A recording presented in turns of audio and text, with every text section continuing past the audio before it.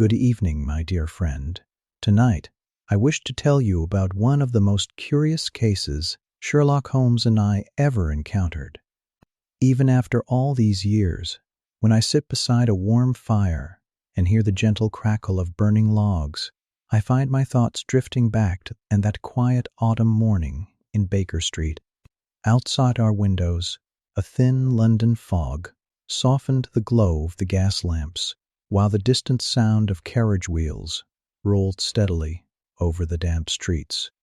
It seemed an ordinary day, peaceful enough, yet before noon the fate of nations would rest, if only for a short while, within our modest sitting room.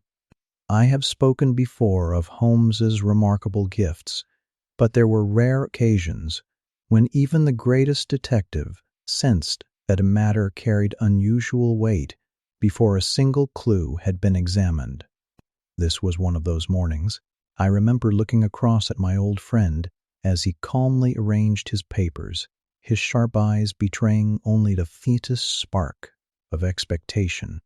Something, though neither of us yet knew what, was about to disturb the quiet rhythm of Baker Street.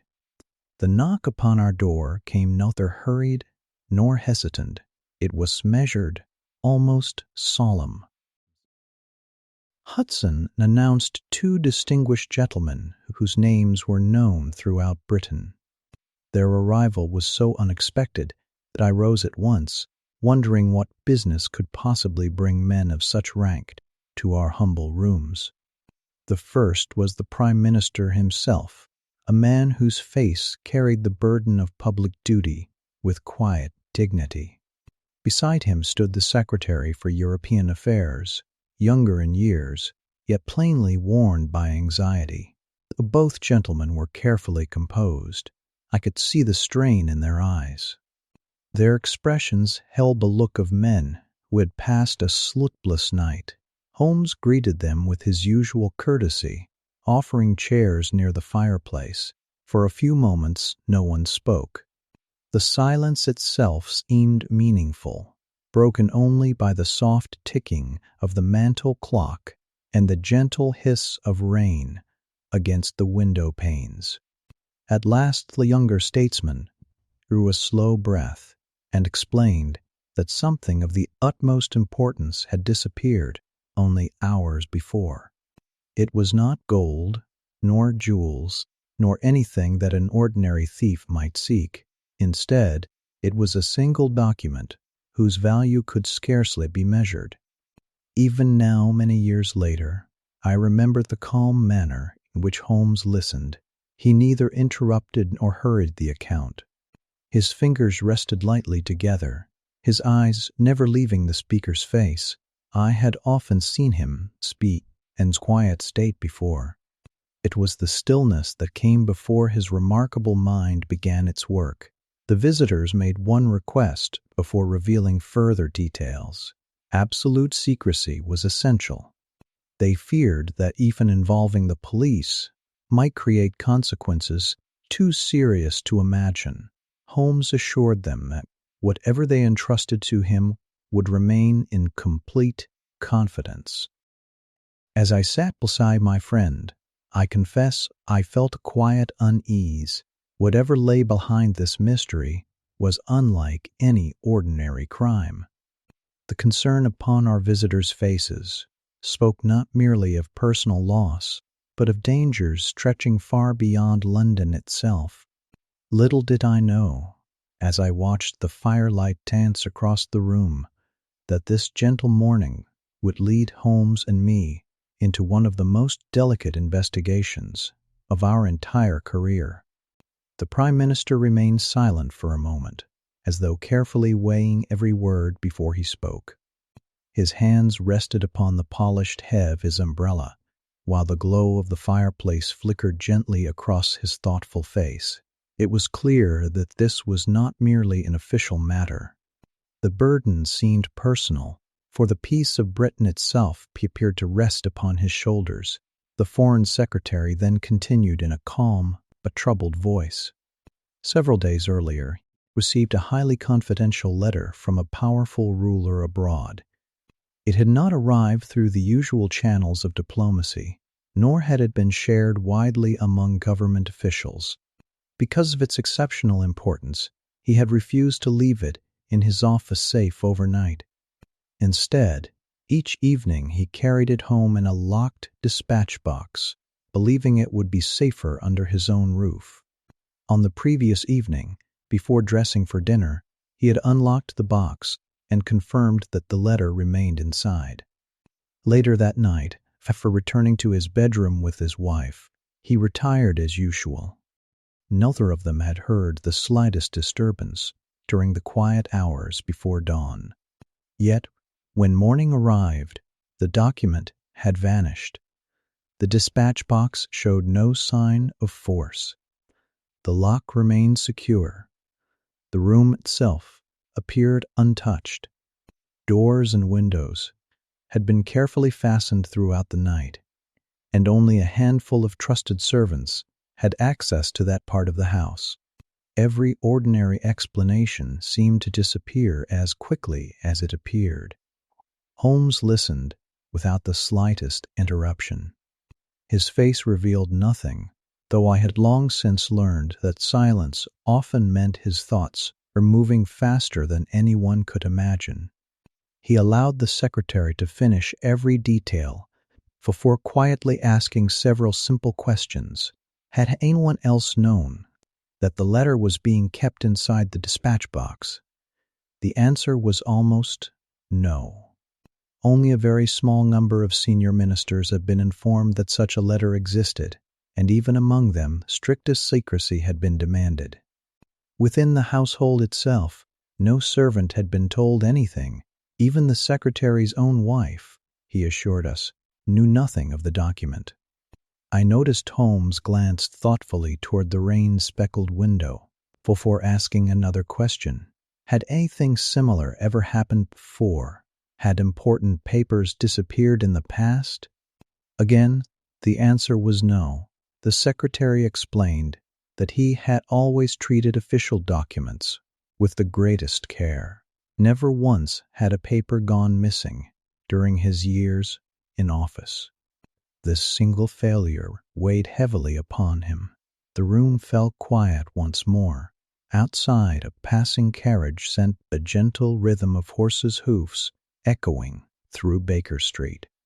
The familiar sounds somehow made the mystery feel even stranger, as though ordinary London life continued peacefully while unseen dangers gathered beyond the city's mist. I watched Holmes lean back slightly in his chair, his eyes closed for only a brief moment, not from tiredness, but from careful thought. Whenever he reached that quiet state, I knew he was arranging facts into patterns, invisible to everyone else. At that moment, however, the greatest mystery had not yet been revealed. Holmes rested his fingertips together and remained quiet for several moments. The fire burned softly beside us, filling the sitting room with a pleasant warmth that seemed strangely at odds with the grave nature of our visitor's concern. I had learned long ago that silence often marked the beginning of Holmes's finest reasoning. He never hurried to conclusions. Instead, he allowed every fact to settle naturally into place for drawing even the smallest deduction. At last, he spoke in his calm and measured voice. He explained that before searching for a missing object, one must first understand its true importance. A jewel could be replaced, a sum of money could be earned again. But certain documents possessed a value beyond measure. Such papers were stolen for only one reason, because someone wished to use the information written upon them. The Prime Minister slowly nodded, though I noticed a shadow pass across his face. Holmes then asked the question that both gentlemen had seemed reluctant to answer from the beginning. What, exactly, did the letter contain? For a brief moment, neither visitor replied. The two men exchanged a thoughtful glance, as if silently debating how much they dared reveal. I sensed that they had come prepared to ask for Holmes's help, while still withholding the very facts he needed most. The Prime Minister finally admitted that the contents of the letter were among the greatest secrets of the government. Revealing them, even to Holmes, carried considerable risk. Yet refusing to explain might make it impossible for the investigation to succeed. Holmes neither argued nor showed impatience. He simply waited. The stillness in the room deepened. Beyond the window, the London fog drifted lazily through Baker Street, softening every outline beyond the glass. Somewhere in the distance, a church bell marked the passing of another quiet hour. Finally, the Prime Minister leaned slightly forward. He explained that the missing document had been written personally by a powerful ruler in Europe. It had not passed through ministers or official diplomats. It was a private communication, composed in haste and with unusually strong language. Certain statements within it, if made public, could easily be misunderstood by governments already watching one another with growing suspicion. Europe, he reminded us, was living in uneasy balance. Powerful nations maintained vast armies while carefully avoiding open conflict. Trust between governments was fragile. One reckless publication could disturb that balance in ways no one could fully predict. As I listened, I began to understand why such distinguished men had climbed the 17 steps to our modest rooms that morning. They were not asking Holmes merely to recover a stolen paper. They were asking him to prevent a crisis that might affect millions of lives. Holmes's expression remained perfectly composed, but I noticed the faint brightness that appeared in his eyes whenever he encountered a problem worthy of his remarkable mind. Little did I know the missing letter was only one piece of a far larger mystery, and that its disappearance would soon be linked to an unexpected tragedy elsewhere in London. The Prime Minister's final words lingered in the quiet room.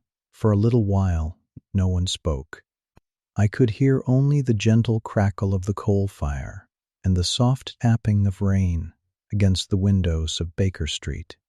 Even now, after so many years, I can still picture Holmes sitting perfectly still, his long fingers lightly folded, his thoughtful eyes fixed upon the dancing flames. At last, he broke the silence. "If the letter is so important," he said quietly, "then we must understand who would benefit from its disappearance." The question seemed simple, yet it carried great weight. The Foreign Secretary explained that no ordinary thief could gain anything from possessing such a document. Its true value lay in the information it contained. Should it reach the wrong hands, it might be copied, shared, published, for the British government could respond. The damage would not be measured in money, but in broken trust between nations. Holmes nodded slowly. He observed that such a theft required knowledge. The person responsible must have known that the letter existed, where it had been kept, and when it could be taken. Chance alone could not explain such careful timing. Our visitors agreed. The secretary then described the dispatch box in greater detail. It had remained beside the dressing table throughout the evening. After dinner, he had waited for his wife to return from the theater, and together they had retired for the night. Neither had noticed anything unusual. No unfamiliar sound had disturbed the silence of the house. Holmes asked whether any window had been left open. No. Any hidden entrance? None. Any sign that the lock had been forced? Again the answer was no. The mystery seemed to grow deeper with every reply. Holmes rose quietly from his chair and walked toward the rain-covered window. Looking out across the misty street, he remained silent for a long moment before speaking again. "If no stranger entered the room," he said gently, "and we must at least consider another possibility." The secretary looked puzzled. "The document," Holmes continued, "was certainly taken by someone who already had access to the house." Those calm words seemed to weigh heavily upon our visitors. The Prime Minister frowned thoughtfully, while the secretary slowly shook his head. He spoke warmly of the servants who had served his household faithfully for years. They were honest people, beyond suspicion, in his opinion. Holmes did not argue. "My duty," he replied, "is not to accuse anyone without evidence. It is only to examine every possibility, however unlikely it may appear." I admired the quiet fairness of his approach.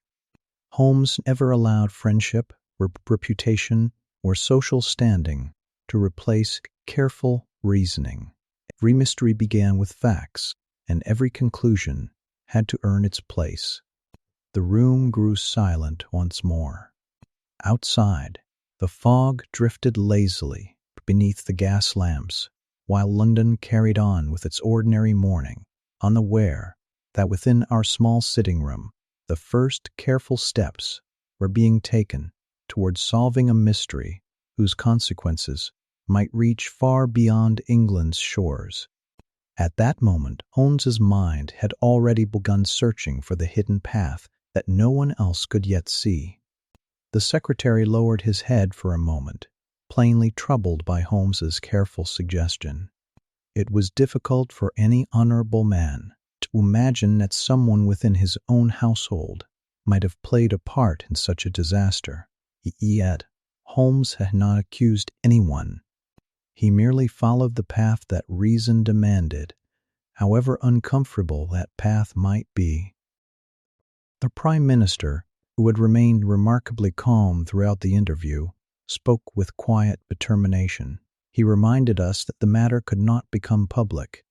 Calling in large numbers of officers, or beginning an obvious investigation, would almost certainly attract unwanted attention. Newspapers would soon begin asking questions, and rumors often travel much faster than facts. Holmes agreed completely. "Secret investigation," he said, "is often more difficult than an ordinary one. Every step must be taken without disturbing those who may already be watching." I remember admiring the steady confidence in his voice. There was no excitement, no dramatic promise of success. Holmes simply accepted the burden before him, as though solving impossible problems was part of his daily routine. He then asked one final series of questions. Had anyone outside Britain known about the letter? The Prime Minister answered carefully. He believed that only the ruler who had written it knew of its existence. Even many senior officials in that foreign government were probably unaware that such a letter had ever been sent. Holmes reflected upon this in silence. "If that is true," he observed, "then whoever stole the document almost certainly intended to pass it to someone else. Such a paper has no value hidden away in a drawer.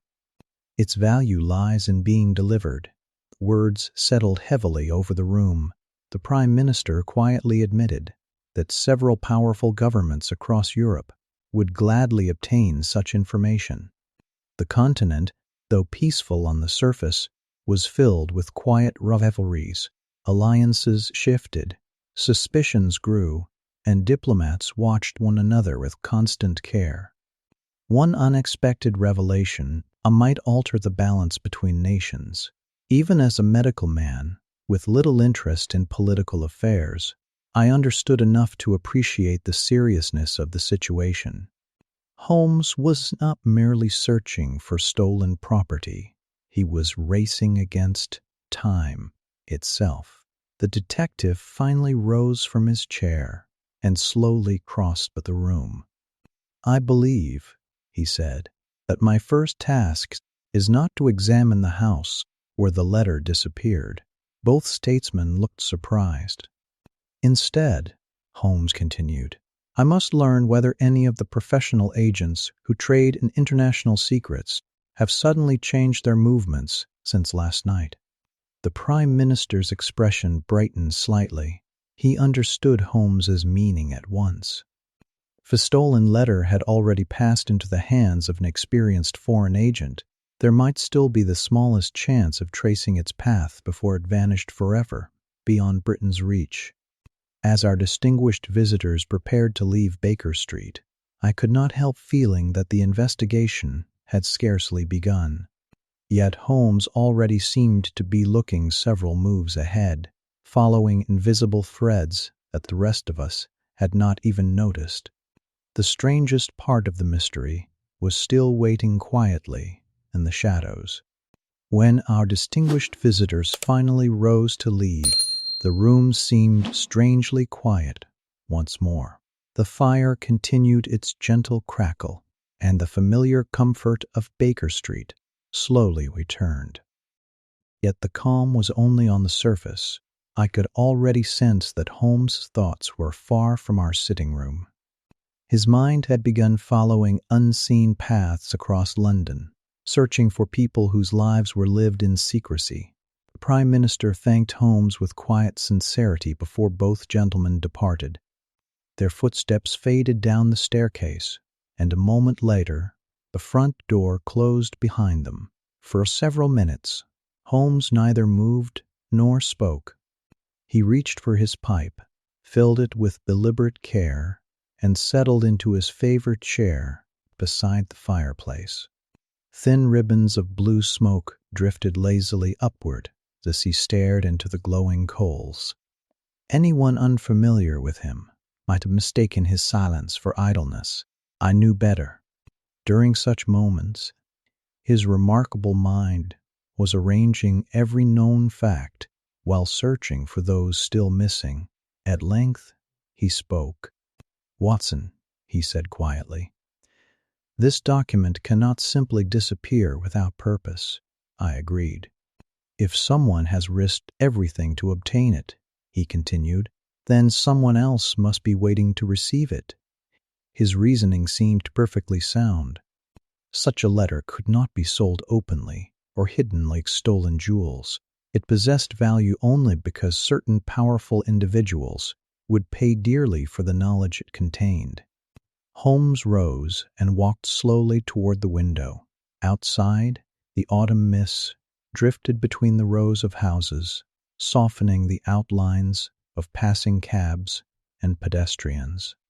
The streets appeared peaceful, yet somewhere beyond that quiet veil, another game was almost certainly being played. He explained that London had long attracted men and women whose profession was the gathering of political secrets. They moved through respectable society unnoticed, speaking several languages, forming useful friendships, and quietly collecting information for governments beyond Britain's shores. Most citizens never suspected their existence. Holmes, however, knew many of their names. He believed there were only a small number of agents clever enough to handle a document of such extraordinary importance.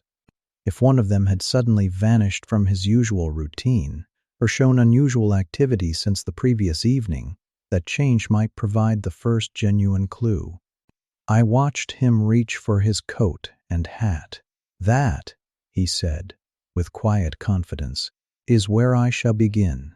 There was nothing hurried about his movements. Holmes never allowed urgency to become haste. Every action remained calm and deliberate, even when time itself seemed to press against him. Before leaving, he paused beside the fireplace. "If you enjoy these quiet recollections of our adventures, I would say to you now, my dear friend, you are always welcome to join me again for another case." Holmes gave me a faint smile, as though already seeing possibilities that escaped my notice. I had every confidence in him, yet I confess I could not imagine how a missing letter, locked bedrooms, trusted servants, and the hidden world of international agents could possibly fit together. Little did I know that before the day was over, an entirely unexpected event would change the course of the investigation. Holmes departed soon afterward, leaving me alone in our familiar sitting room at Baker Street. The rain had almost ceased, though the London sky remained wrapped in pale gray clouds. I settled into my chair with the medical journal, intending to occupy the quiet hours until my friend returned. Yet I found it impossible to concentrate.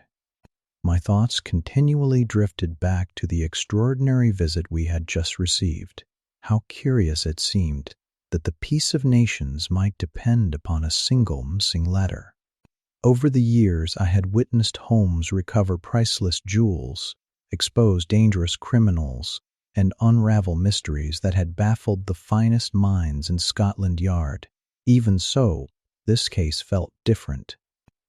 There was no ordinary victim seeking justice, no obvious suspect to pursue, and no clear trail to follow. Everything depended upon silence. Success itself would likely remain unknown to the public. As the morning passed, I occasionally glanced toward the window, wondering where Holmes might be. I imagined him moving quietly through London's busy streets, calling upon those mysterious individuals who lived respectable lives while secretly serving foreign interests. Such people rarely attracted attention, yet Holmes had an astonishing knowledge of their habits and associations. I have often been asked how he gathered such information. The truth is that he possessed an endless curiosity about human nature. He observed what others overlooked, remembered details that most men forgot within moments, and patiently connected facts that appeared entirely unrelated. His greatest strength, however, was patience. Many detectives hurried from clue to clue, hoping that fortune would reward their efforts. Holmes preferred to move carefully, allowing each discovery to guide the next.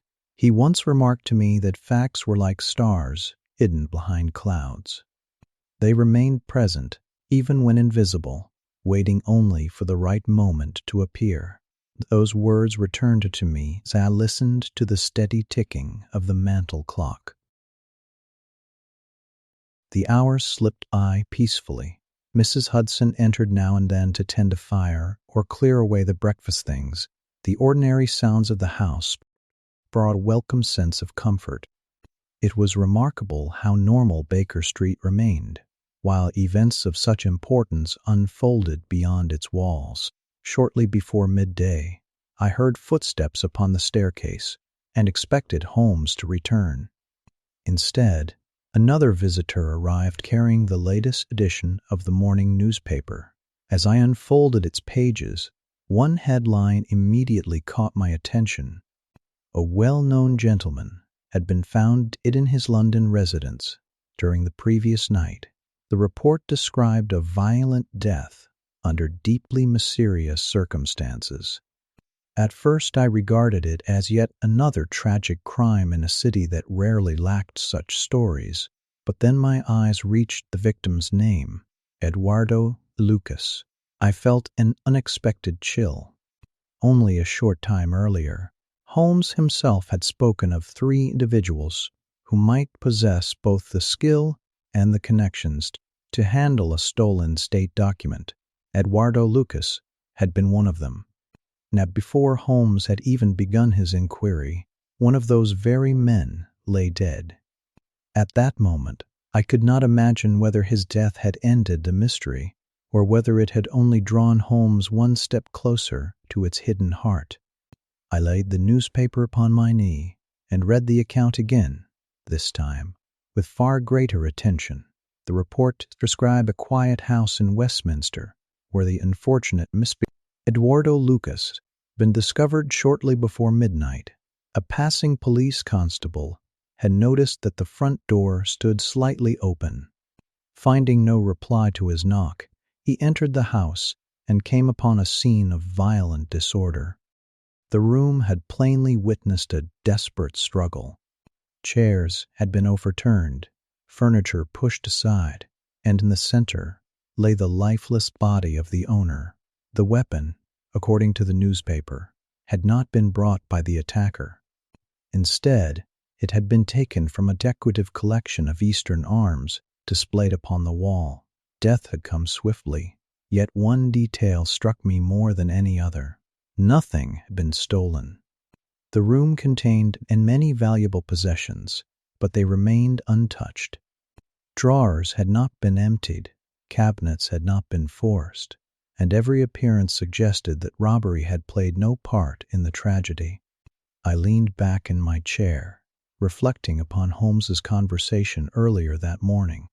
Eduardo Lucas had been among the very few men whom Holmes considered capable of handling stolen diplomatic secrets. Now he was dead, before Holmes had even spoken to him. Was it merely a remarkable coincidence? Knowing Holmes, I doubted he would ever accept such an easy explanation. The article continued with a description of Lucas himself. He was said to be a cultured gentleman, well received in fashionable society, admired for his pleasant manners and musical talent. He lived quietly, with only a housekeeper and a trusted servant. Nothing in his public life suggested violence or danger. Appearances, however, had often deceived us before. I remembered many respectable faces that had concealed dishonest hearts, and many humble men whose courage had exceeded that of kings. Holmes frequently reminded me that reputation alone was never evidence. The newspaper admitted that the police possessed no clear motive. They had questioned the household servants, but discovered little of value. Whoever had entered the house seemed to have come with a very particular purpose. As I folded the paper, I found myself wondering whether Lucas had been the victim, or whether he himself had been deeply involved in whatever mystery had unfolded inside that elegant Westminster home. Before I could consider the matter further, I heard Holmes's familiar step upon the staircase. He etched quietly, removed his coat, and accepted the newspaper from my hands. Before I spoke a single word, his sharp eyes passed swiftly over the headline. "I see you have read it, Watson," he said calmly. "I have," I replied. "Surely this changes everything." Holmes remained silent while he finished the report. Then he laid the paper carefully upon the table. "Changes much," he said at last, "but it explains nothing." There was no excitement in his voice, only thoughtful certainty. I recognized that expression well. Whenever Holmes appeared most composed, his mind was usually moving faster than ever before. At that moment, I could not imagine how the disappearance of a secret letter and the mysterious death of Eduardo Lucas could possibly belong to the same story. Holmes, however, already believed that the two events were bound together by a thread that neither the police nor the newspapers had yet begun to see. Holmes settled comfortably to his chair, though I could tell at once that his mind was far from resting. He reached for his pipe, lighted it with slow care, and allowed a few quiet moments to pass before speaking. The familiar fragrance of tobacco drifted through the room, mingling with the warmth of the fire. Outside, the afternoon light struggled to shine through the London mist, giving Baker Street its usual soft and peaceful appearance. At last, Holmes looked toward me. "My dear Watson," he said, "many people believe that two unusual events happening on the same day must be nothing more than chance. Experience has taught me otherwise." I listened carefully. He explained that Eduardo Lucas had been one of only 3 men in London whom he considered capable of dealing in matters of international espionage. Such men lived respectable lives on the surface, yet beneath that appearance they quietly traded information worth fortunes to powerful governments. For one of them, Holmes continued, to die during the very hours in which an important state document disappears is far too remarkable to dismiss. His reasoning seemed impossible to dispute. I asked whether he believed Lucas had actually possessed the missing letter. Holmes gave a thoughtful shake of his head. "I do not yet know," he replied. "That is precisely the difficulty." He rose and slowly paced before the fireplace. "If Lucas obtained the document," he said, "where is it now? A man like him would never destroy such a prize. Neither would he carelessly leave it behind. His words hung quietly in the room. "If another person killed him," I suggested, "perhaps that person carried the letter away." Holmes smiled faintly.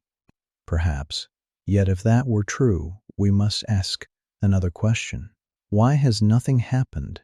I looked at him with curiosity. He reminded me that if the stolen letter had already reached those eager to receive it, the consequences might have appeared almost immediately. Diplomatic messages would be exchanged. Newspapers might begin reporting unusual political tension. Government officials would certainly detect signs of movement across Europe. Yet no such reports had reached Baker Street. The silence itself had become a clue.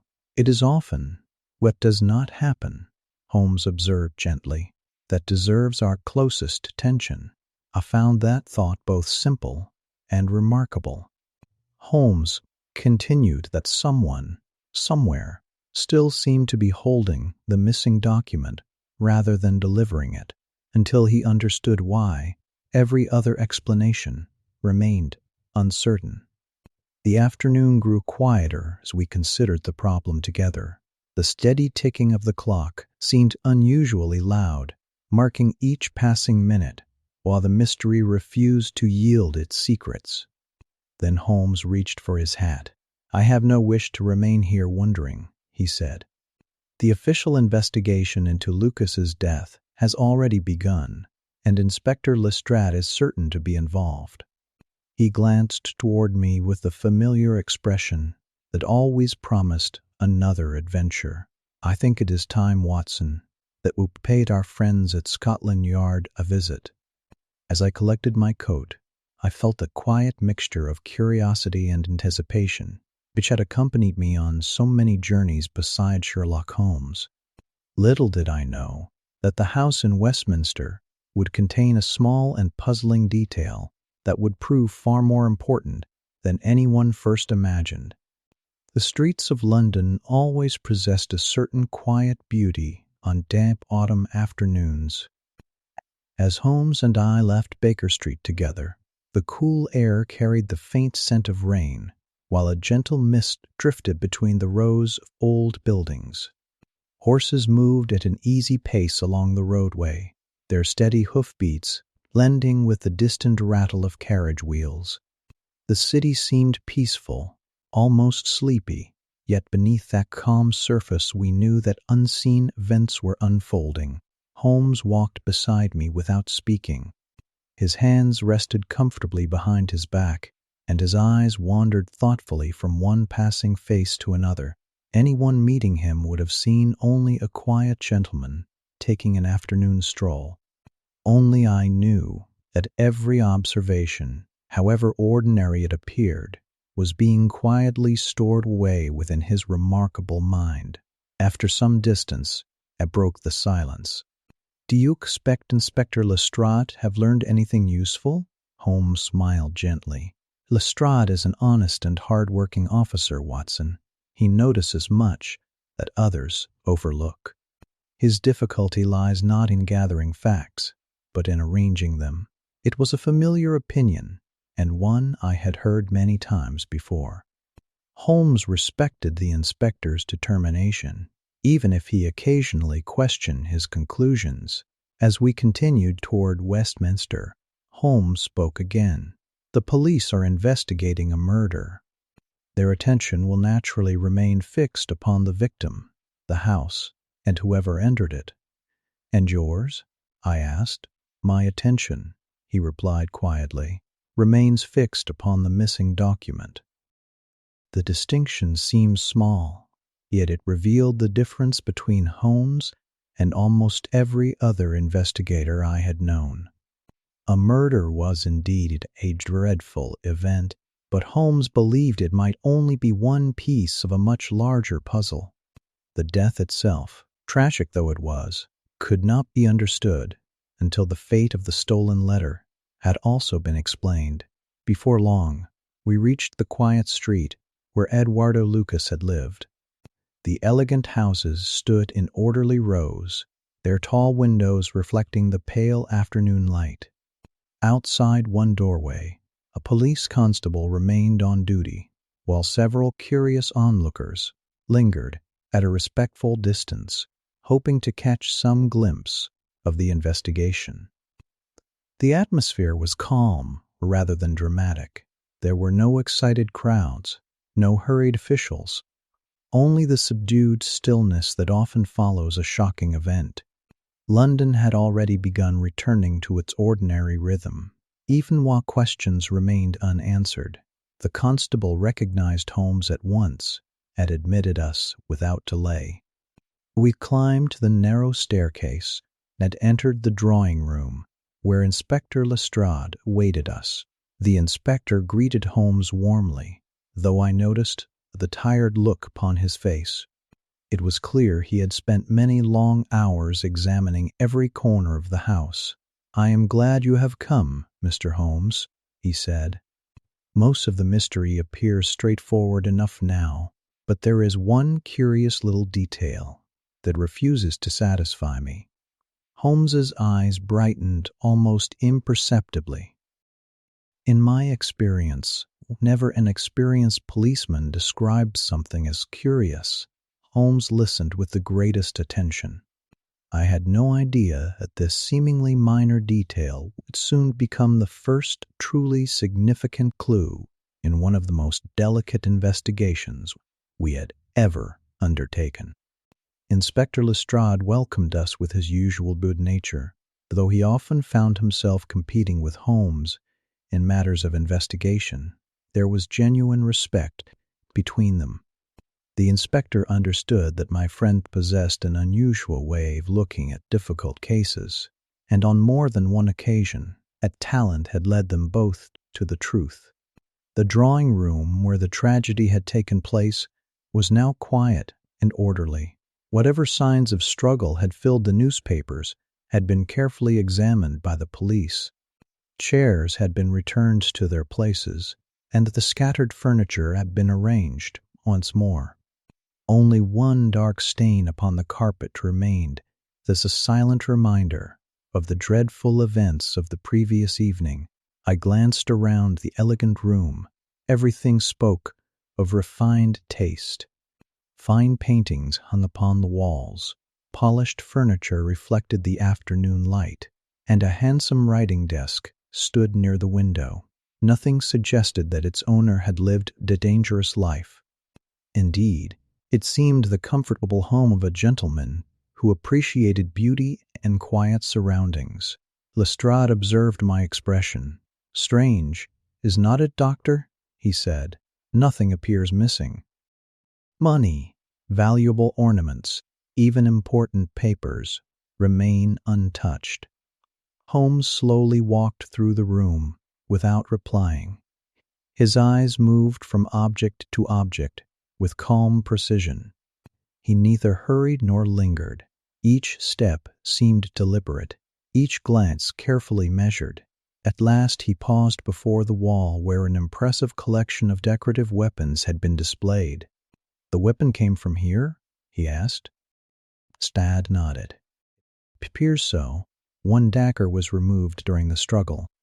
Holmes examined the empty place upon the wall for a moment before quietly turning away. He asked no further questions about the attack itself. Instead, his attention drifted across the room, as though searching for something entirely different. The inspector smiled. "I thought the murder itself would interest you more." "It does," Holmes replied gently, "but only as part of a larger question." Lestrade accepted the answer without surprise. By now he had learned that Holmes often followed lines of thought invisible to everyone else. "There is one matter," the inspector continued, "that has puzzled us from the beginning." Holmes looked toward him with renewed interest. At first it seemed an ordinary enough detail, but the more we examined it, the less sense it made. He led us toward the center of the room. The richly patterned carpet covered only part of the polished wooden floor beneath it. Nothing about its appearance seemed remarkable to me. It lay perfectly flat, its edges neatly arranged, as though it had rested there for years without disturbance. Yet Lestrade's thoughtful expression suggested otherwise. "I cannot explain it," he admitted. "Everything else in this room follows naturally from the struggle, but this single detail refuses to fit." Holmes lowered his gaze toward the carpet without speaking. I had seen that quiet expression many times before. Whenever Holmes became completely still, I knew his mind was examining possibilities that had escaped everyone around him. Little did I know that the answer to Lestrade's small puzzle would soon uncover a secret hidden in the very floor beneath our feet. Holmes remained standing over the carpet for several quiet moments. He did not kneel, touch it, or even glance toward Lestrade. Instead, he simply observed, allowing the room itself to speak before he interrupted with questions. It was a habit I had come to admire. Holmes never hurried an object into revealing its secret. Inspector Lestrade folded his arms. "It appears to be a very small matter," he admitted, "yet it has troubled me ever since we examined the room." Holmes finally looked up. "What exactly have you noticed?" "The stain." I glanced down at the dark mark upon the richly woven carpet. It was plain enough to see where blood had soaked into the fabric during the fatal struggle. There seemed nothing unusual about it. Lestrade gave a faint smile. "That was my first thought as well."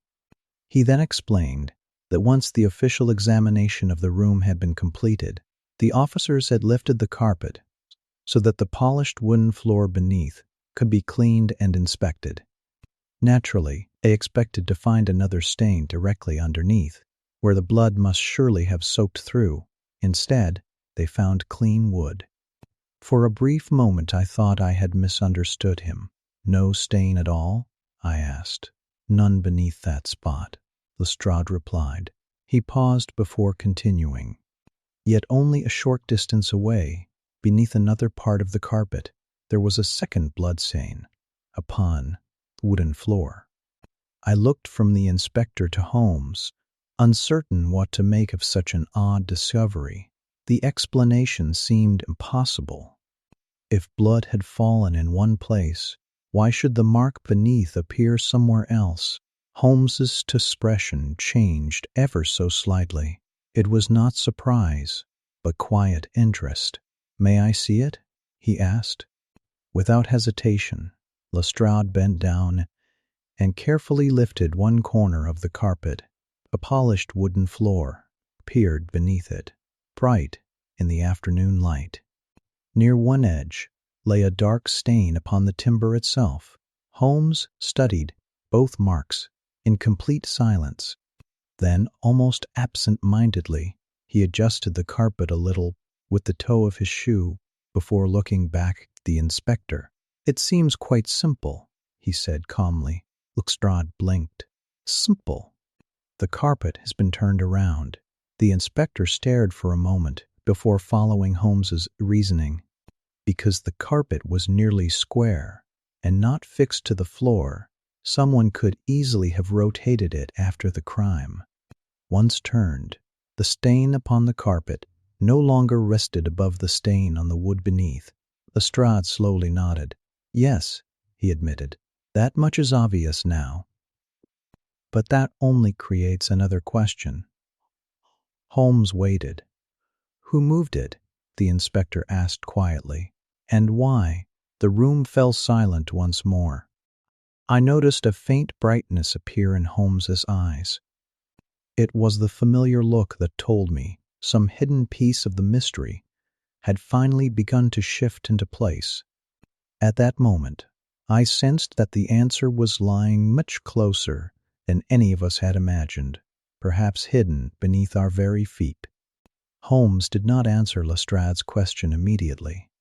Instead, he slowly walked round the room once more, his eyes moving from the carpet to the polished floor, then to the fireplace, the writing desk, and finally the doorway. Nothing escaped his attention, yet there was no sign of excitement in his manner. He looked as calm as a gentleman who examining a room he intended to rent. I had often noticed that when Holmes appeared least impressed, he was usually thinking most deeply. "The carpet was certainly moved," he said at last. "That much is beyond dispute. The important question is not how it was moved, but when." Lestrade nodded thoughtfully. "We have been asking ourselves the same thing." "If it had been turned during the struggle," Holmes continued, "it would serve no purpose. Therefore, it must have been moved afterward." The inspector agreed that this seemed the only reasonable conclusion. Holmes then asked a question that appeared almost unrelated. "Has this room remained under constant police supervision since the body was discovered?" "It has," Lestrade replied. "An officer has stood watch day and night. No visitor has entered without permission." Holmes remained silent for a moment. "Are you quite certain?" Lestrade answered confidently. "As certain as any man can be." My friend gave only a slight nod, though I sensed that he was not entirely satisfied. He slowly crossed to the window and looked out toward the quiet Westminster street below. Afternoon light filtered softly through the clouds, and a few pedestrians passed without giving the house more than a curious glance. "Someone," Holmes said quietly, "had a reason for moving that carpet." Neither Lestrade nor I interrupted him. "It was not done carelessly, nor was it an accident." He turned back toward us. "When a person changes the position of an object after a crime, it is usually because something beneath it matters more than the object itself." Those words immediately caught my attention. "You believe something was hidden there?" I asked. "It is one possibility." Holmes neither claimed certainty nor dismissed other explanations. That restraint was one of his greatest strengths. He allowed facts to guide him, instead of forcing them to fit a favorite theory. Lestrade rubbed his chin thoughtfully. "We searched the room carefully." "I have no doubt that you did," Holmes replied kindly. "But sometimes the most important thing is overlooked, because everyone believes the search has already been completed." The inspector accepted the observation with good grace. Just then, faint voices echoed from somewhere in the hallway outside. A constable was speaking quietly with another officer, before the sound faded once again into silence. "Tell me," he said, "who has entered this room since the investigation began?"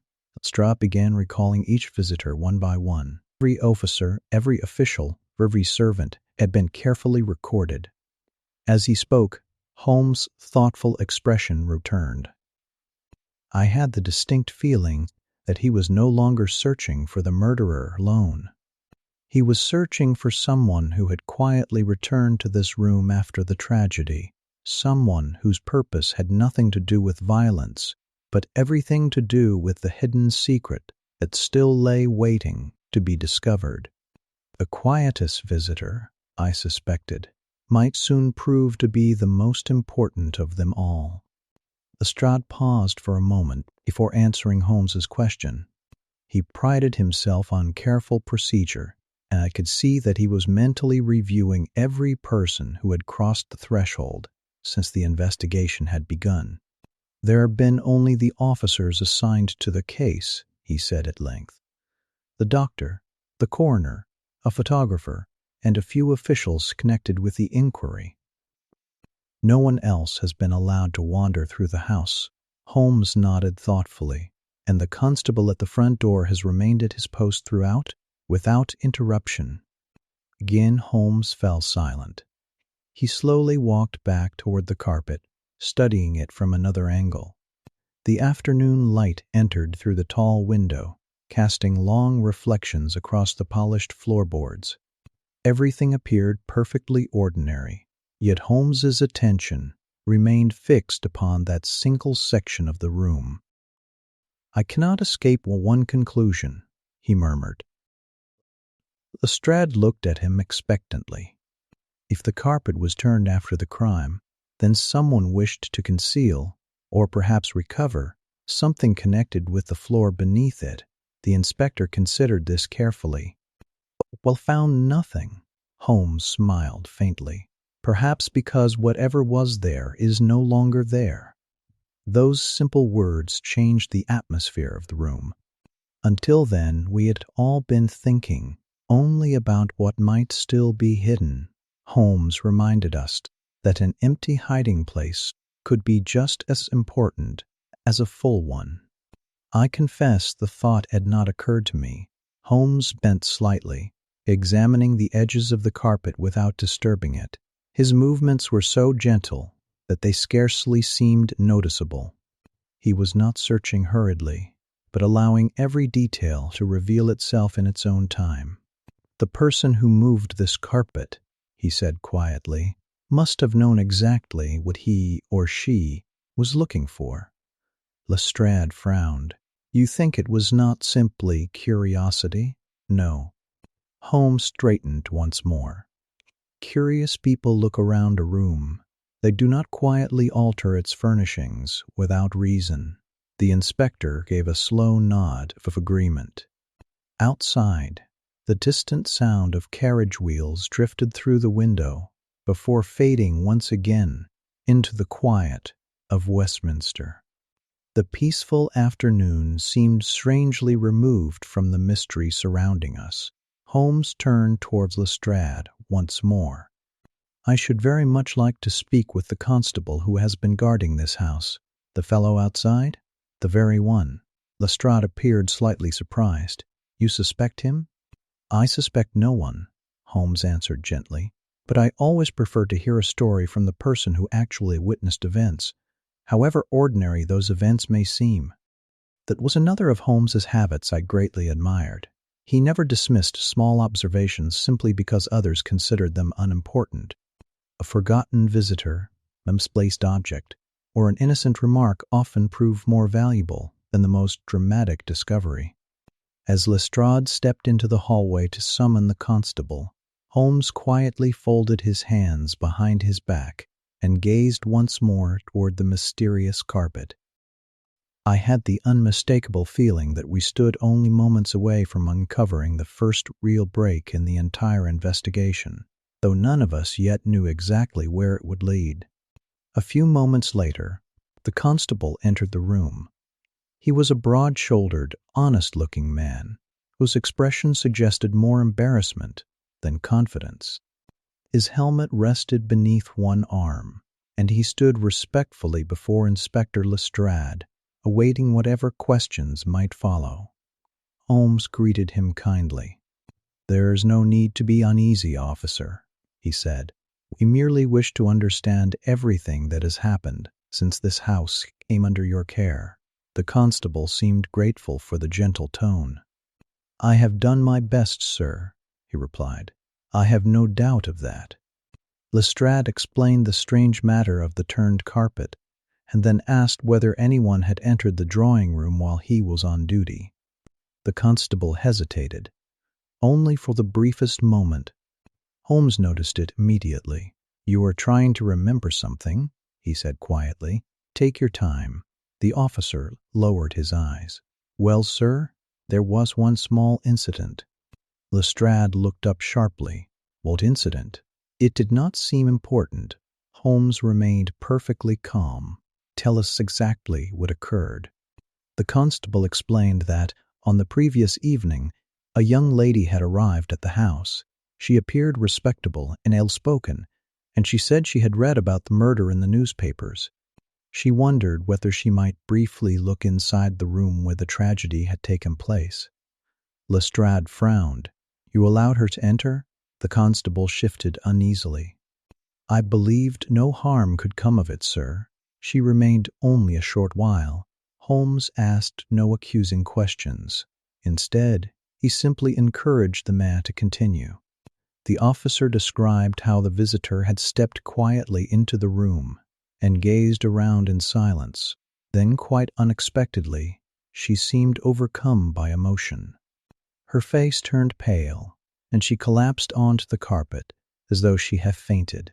"I thought she was seriously ill," the constable said. "I hurried away to fetch water, and when you returned—" Holmes asked. "She still had not recovered properly, sir. so I ran to a nearby public house for a little brandy. The room became very quiet. Holmes's eyes never left the constable's face. When you came back the second time, she was gone. Lestrade folded his arms. Gone? Yes, sir. She had disappeared before I returned. The constable explained that he assumed the young woman had recovered and left out of embarrassment. Nothing appeared to be missing, and the room looked much as it had before. Only later, while straightening the carpet where she had fallen, had he noticed that it had become slightly disturbed. At the time, he had thought nothing of it. Holmes remained silent. I recognized the familiar brightness in his eyes. Every word of the constable had spoken seemed to fit neatly into thoughts that had already begun forming in my friend's remarkable mind. As for me, I felt that the mystery had quietly taken an unexpected turn. Who was this unknown lady, and why had a simple visit to the scene of the crime affected her so deeply? Somehow, Holmes already seemed to believe that she had come for far more than a passing look at a tragic room. Holmes remained perfectly still after the constable finished speaking. He neither praised nor criticized the man. Instead, he allowed a gentle silence to settle over the room, as though giving every detail an opportunity to find its proper place. I had often seen him do this before. The smallest pause frequently revealed more than a dozen hurried questions. At length, he spoke. "This young lady," he said quietly, "did she seem frightened before she entered the room, or only afterward?" The constable considered the question with care. "Only afterward. Before that she was calm enough. She spoke politely and thanked me for allowing her inside." Holmes gave a slight nod. "And when she collapsed, where exactly did she fall?" The officer pointed toward the center of the carpet. "Almost there, sir." Holmes glanced down thoughtfully. The very place indicated was close to the section of carpet that had later been found out of position. "How long were you absent while fetching the water?" Holmes asked. "Only a minute or two." "And then you went for the brandy?" "Yes, sir." "So the lady was entirely alone in this room?" "For a short while, yes." Inspector Lestrade looked troubled. "You should never have left her unattended." "I know that now, sir," the constable replied with genuine regret. "At the time, I thought only of helping her." Holmes's voice remained kind. "Quite understandable." That simple answer seemed to ease the poor fellow's anxiety. Holmes slowly walked toward the center of the room and looked once more at the carpet. He neither touched it nor bent down. Instead, he seemed to picture the entire scene exactly as the constable had described it. A respectable young woman entered. She appeared deeply affected. She fell to the floor. The officer hurried away. She remained alone for several precious moments. Then she disappeared. None of it, Holmes observed quietly, sounded accidental. "If the fainting was genuine," he said, almost to himself, "it was a remarkable coincidence. And if it was not?" I asked. He looked toward me with a faint smile. "Then it achieved precisely what it was intended to achieve." Those words settled heavily upon my mind. The purpose of the fainting, if it had indeed been planned, was suddenly obvious. It had drawn the constable away from his post and left the visitor alone inside the very room where the mystery still lingered. Lestrade folded his arms. "You believe she wanted time to search the room?" "I believe," Holmes replied gently, "that she already knew exactly where she wished to search." The distinction struck me immediately. A person searching at random might examine drawers, cupboards, or desks. This unknown lady had done none of those things. Instead, during the brief moments she had been left alone, the carpet had somehow been disturbed. Holmes's thoughtful gaze rested once again upon the polished floor beneath it. Little by little, the pieces were beginning to fit together, and I could sense that my friend was now closer to the truth than anyone else in London. Holmes thanked the constable with genuine courtesy before asking one final question. "Can you remember anything about the young lady's appearance?"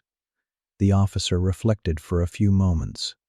"She was tall, sir, nicely dressed, but not in a showy way. She wore a long, dark mantle that covered most of her clothing. I would say she was a handsome lady, though she looked rather troubled." Holmes listened without interruption. "Did she give her name?" "No, sir." "Did she arrive alone?" "Yes, sir." "And what time was this?" "It was nearly dusk. The street lamps were just being lit." Holmes nodded slowly. The description was not detailed enough to identify anyone with certainty, yet it confirmed something important. This visitor had not wandered into the house by accident. She had chosen the moment carefully, arriving when the fading light made observation more difficult, while still allowing her to see clearly inside the room. When the constable had finished, Holmes thanked him once more, and allowed him to return to his post. For several moments, neither Lestrade nor I spoke. The inspector finally broke the silence. "So, Mr. Holmes, what do you make of it?" Holmes walked thoughtfully toward the fireplace before answering. "Our visitor came with a definite purpose. You believe she knew about the hiding place?" "I believe she knew enough to risk returning to a house guarded by the police." Lestrade considered this. "That would require considerable courage." "Or considerable desperation," Holmes replied quietly. Those words lingered in the room. I reflected upon the unknown lady. She had willingly entered a house where a shocking murder had taken place only days before. She had deceived a police officer without causing him the slightest suspicion. Above all, she had taken an extraordinary risk merely to spend a few private moments inside that drawing room. Such behavior suggested that whatever she sought was of immense importance. Holmes slowly approached the carpet once more. "It interests me," he said, "that she did not search the desk, the cabinets, or any of the shelves." Lestrade nodded. "She ignored everything else." "Exactly." Holmes smiled faintly. "People searching for a hidden object usually look in many places. A person who walks directly to one particular spot is not searching. That person already knows." The simplicity of the observation impressed me greatly. It transformed the mysterious visitor from a curious witness into someone closely connected with the events surrounding Eduardo Lucas. Yet one question still remained unanswered. If she had recovered something from beneath the carpet, what had become of it afterward? Holmes seemed to read my thoughts. "That," he said softly, "is now the question upon which this entire investigation depends." As we prepared to leave the house, I sensed that Holmes' attention had quietly shifted. He was no longer looking for an unknown thief alone. He was searching for an unknown woman whose desperate actions might explain not only the death of Eduardo Lucas, but also the disappearance of the secret letter that had first brought the government to Baker Street. As we stepped back into the quiet Westminster street, neither Holmes nor I spoke for several minutes. The afternoon had grown cooler, and a gentle breeze stirred the last leaves clinging to the trees. The sounds of London seemed distant, softened by the lingering mist that drifted between the old buildings. I had learned not to interrupt Holmes during such moments. His eyes were fixed upon the pavement ahead, yet I knew he was seeing something far beyond the streets before us. He was arranging every new fact into its proper place, testing one possibility after another with remarkable patience. At last, I ventured a question. "Do you believe the unknown lady was connected with Eduardo Lucas?" Holmes answered without hesitation. "I do." "But in what way?" "That," he replied with a faint smile, "is precisely what remains hidden." He explained that the woman's conduct could not be dismissed as simple curiosity. A curious visitor might wish to see the room, Her famous crime had occurred, but she would have no reason to pretend to faint. More importantly, she would have no reason to disturb the carpet. The fainting, Holmes continued, was merely a means to gain a few moments alone. And those moments were enough. Exactly. As we walked, Holmes quietly reviewed the facts. The secret letter disappeared from the secretary's house. That same evening, Eduardo Lucas was killed. Several days later, an unknown lady secretly returned to Lucas's house and appeared to recover something hidden beneath the carpet. None of these events, Holmes believed, could be separated from the others. It is like examining the links of a chain, he said. Remove one, and the entire chain falls apart. I reflected upon the extraordinary sequence of events. If the lady recovered the missing document, I suggested, then the mystery may already be over. Holmes slowly shook his head. If that were true, Watson, Europe would already know. His answer puzzled me. He reminded me that if the document had reached the people eager to obtain it, the political consequences would almost certainly have become visible by now. Governments rarely concealed such valuable information for long, yet London remained calm. No alarming reports had arrived. No urgent messages had reached the newspapers. The silence itself continued to trouble him. It suggests, Holmes said thoughtfully, that whoever now possesses the document has reasons for keeping it hidden. The idea seemed increasingly strange. Why would anyone risk so much to steal an object only to conceal it afterward? Holmes admitted that this question still lacked an answer. There is one thing, however, of which I am becoming increasingly certain. And what is that? I asked. The unknown lady did not act for money. His quiet confidence surprised me. He explained that professional spies rarely behave with such emotion or desperation. Everything about the visitor suggested a deeply personal motive rather than a financial one. As we continued toward Baker Street, I realized that Holmes was no longer hunting an international agent. He was searching for a woman whose secret, whatever it might be, had already drawn her into one tragedy and might soon reveal the truth behind them all. When we returned to Baker Street, evening had already begun to settle over London. The fading daylight gave way to the warm glow of gas lamps, whose soft light shimmered through the mist beyond our windows. Miss Hudson quietly brought in a simple supper, but Holmes scarcely noticed it. He thanked her kindly, then returned once to his chair beside the fire. I had seen this mood many times before.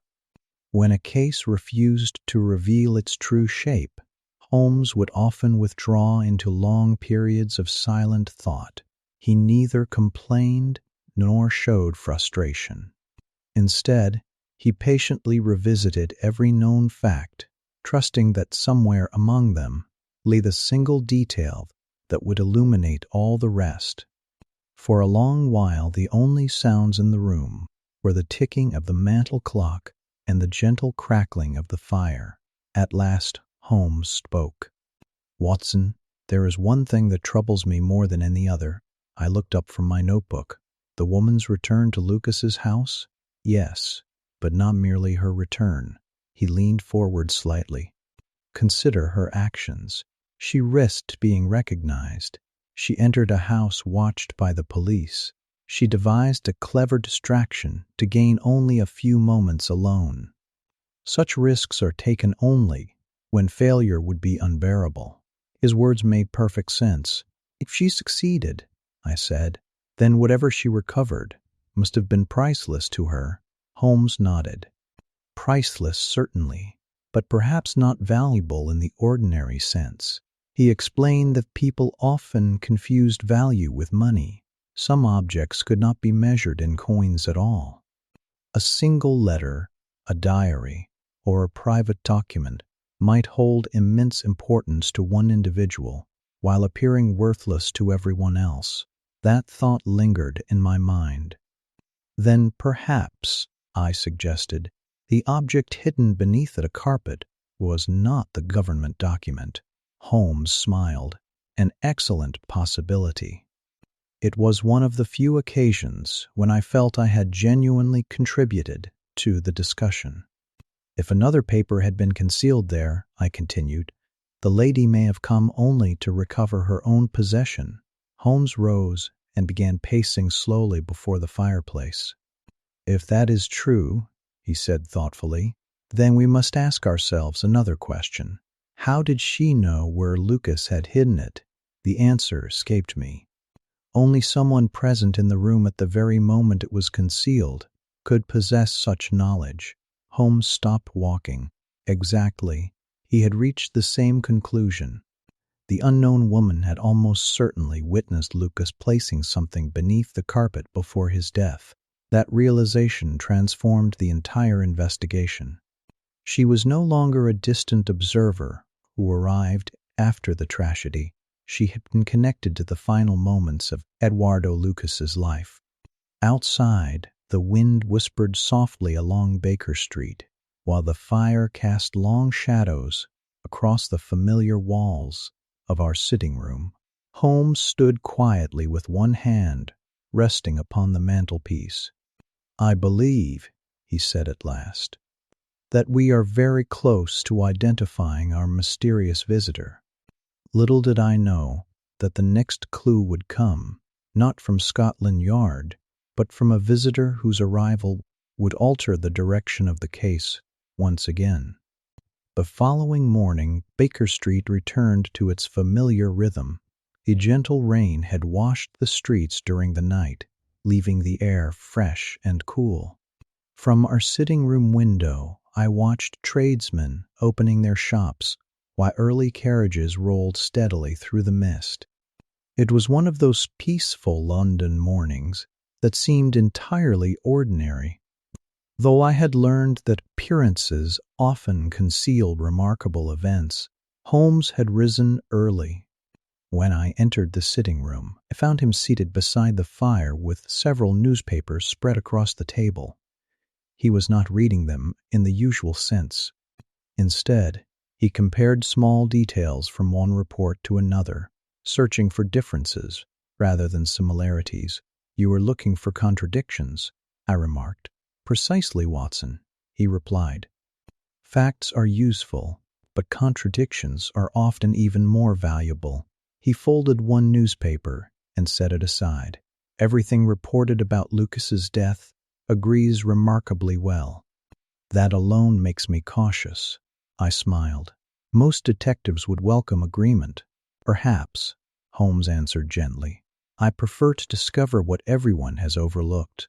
Before I could reply, Hudson entered quietly and placed a visiting card upon the table. Lady wishes to see you, Mr. Holmes. Holmes examined the card for only a moment before handing it to me. The name written upon it immediately caught my attention. Lady Hilda Trelawney Hope. I looked toward Holmes with surprise. The wife of the Foreign Secretary? The very same. A thoughtful expression crossed his face, though he showed neither excitement nor concern. Please ask Lady Hilda to come up, he said. Only a few moments later, the door opened softly. I confess that I had seldom seen a lady of such remarkable grace. She carried herself with quiet dignity, yet it was not her beauty that first impressed me. It was the unmistakable strain upon her face. Her eyes revealed the weariness of a sleepless night, and despite every effort remained composed. I sensed an anxiety she could scarcely conceal. She greeted Holmes politely before taking the chair he offered near the fireplace. For several moments, no one spoke.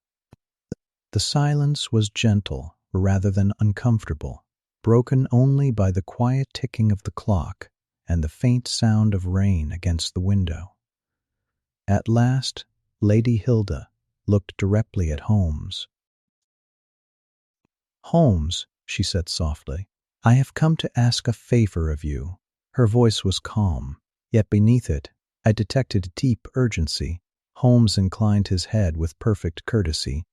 I shall gladly hear whatever you wish to tell me. As I watched the meeting begin, I could not escape the feeling that this unexpected visitor was somehow connected to the unknown woman whose shadow had quietly fallen across the investigation. Little did I know that the conversation about to unfold would bring us closer than ever to the truth behind the missing letter. Lady Hilda sat quietly for a few moments before speaking again. The warm light from the fireplace softened her features. It could not hide the anxiety that rested upon her face.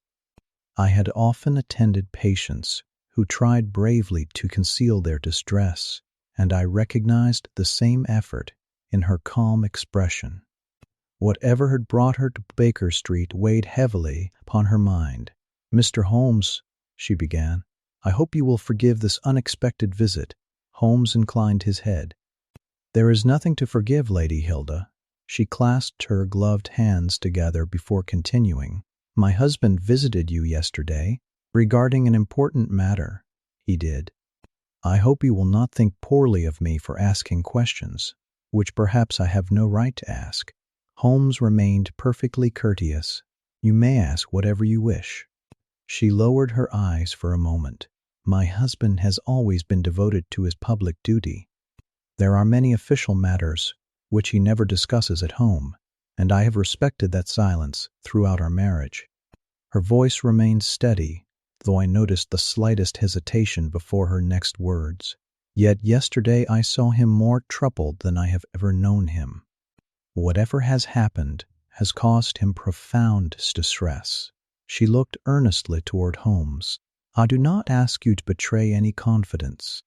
I only wish to understand whether this unfortunate affair is likely to ruin his career." The question was spoken gently, but its sincerity was unmistakable. Holmes answered with equal care. "I sincerely hope that it may not." Lady Hilda drew a slow breath, though I could see that his cautious reply offered only limited comfort. "Then there is still danger?" Holmes did not answer immediately. He chose his words with great precision. "The matter remains unresolved." The lady bowed her head slightly. "I feared as much." For a little while the room grew quiet again.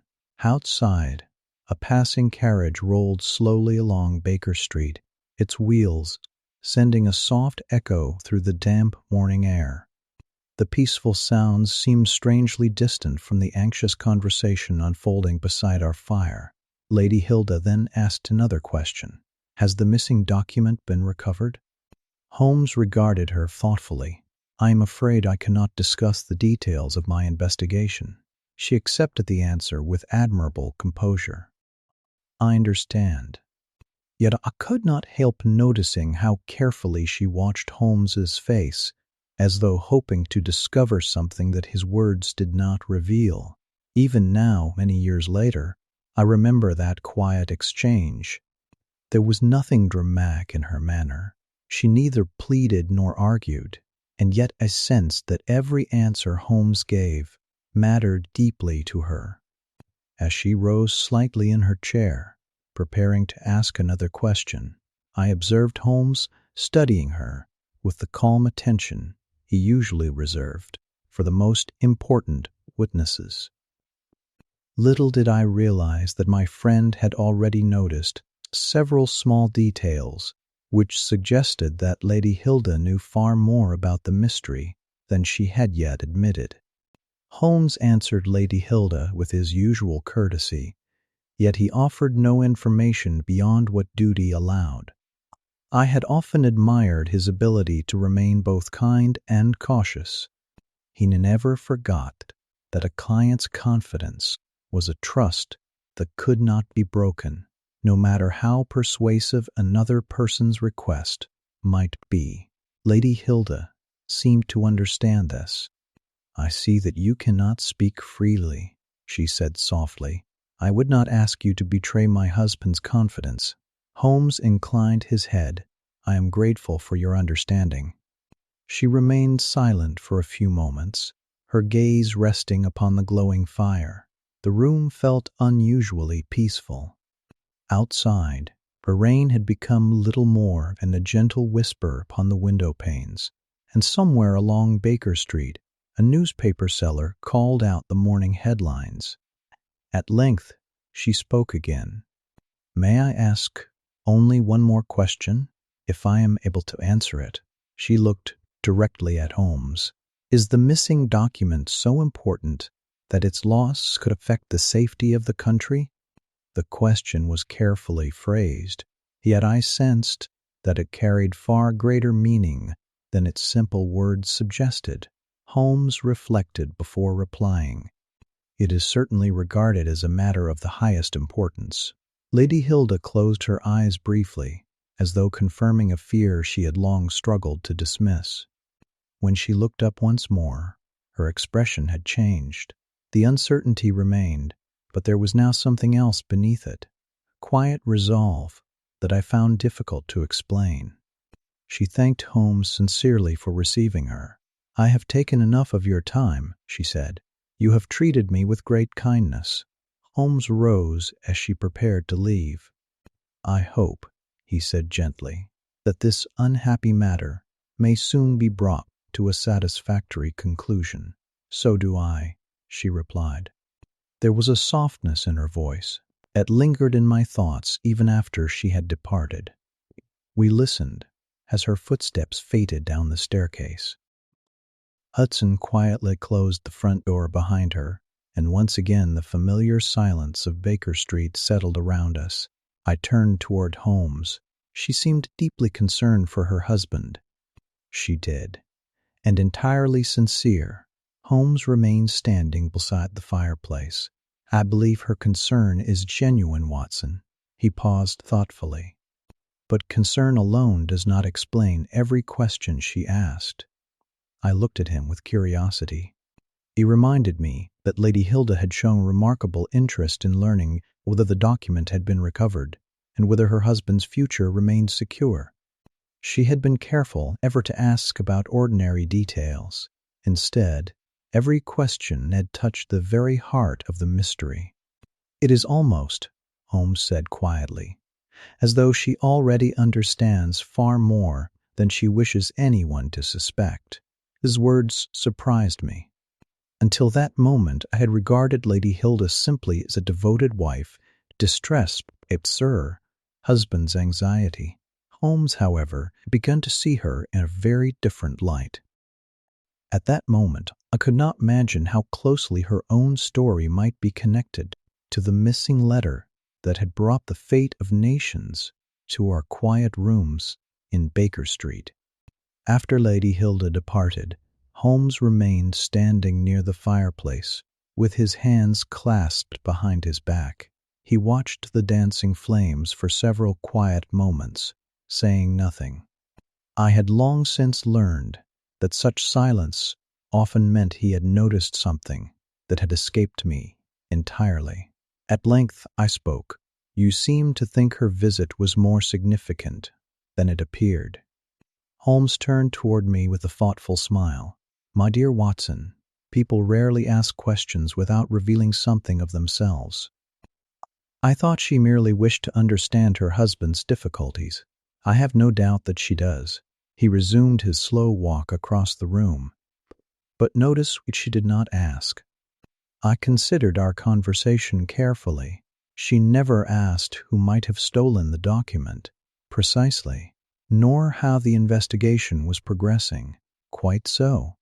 Holmes explained that Lady Hilda's concern had been directed toward only two matters.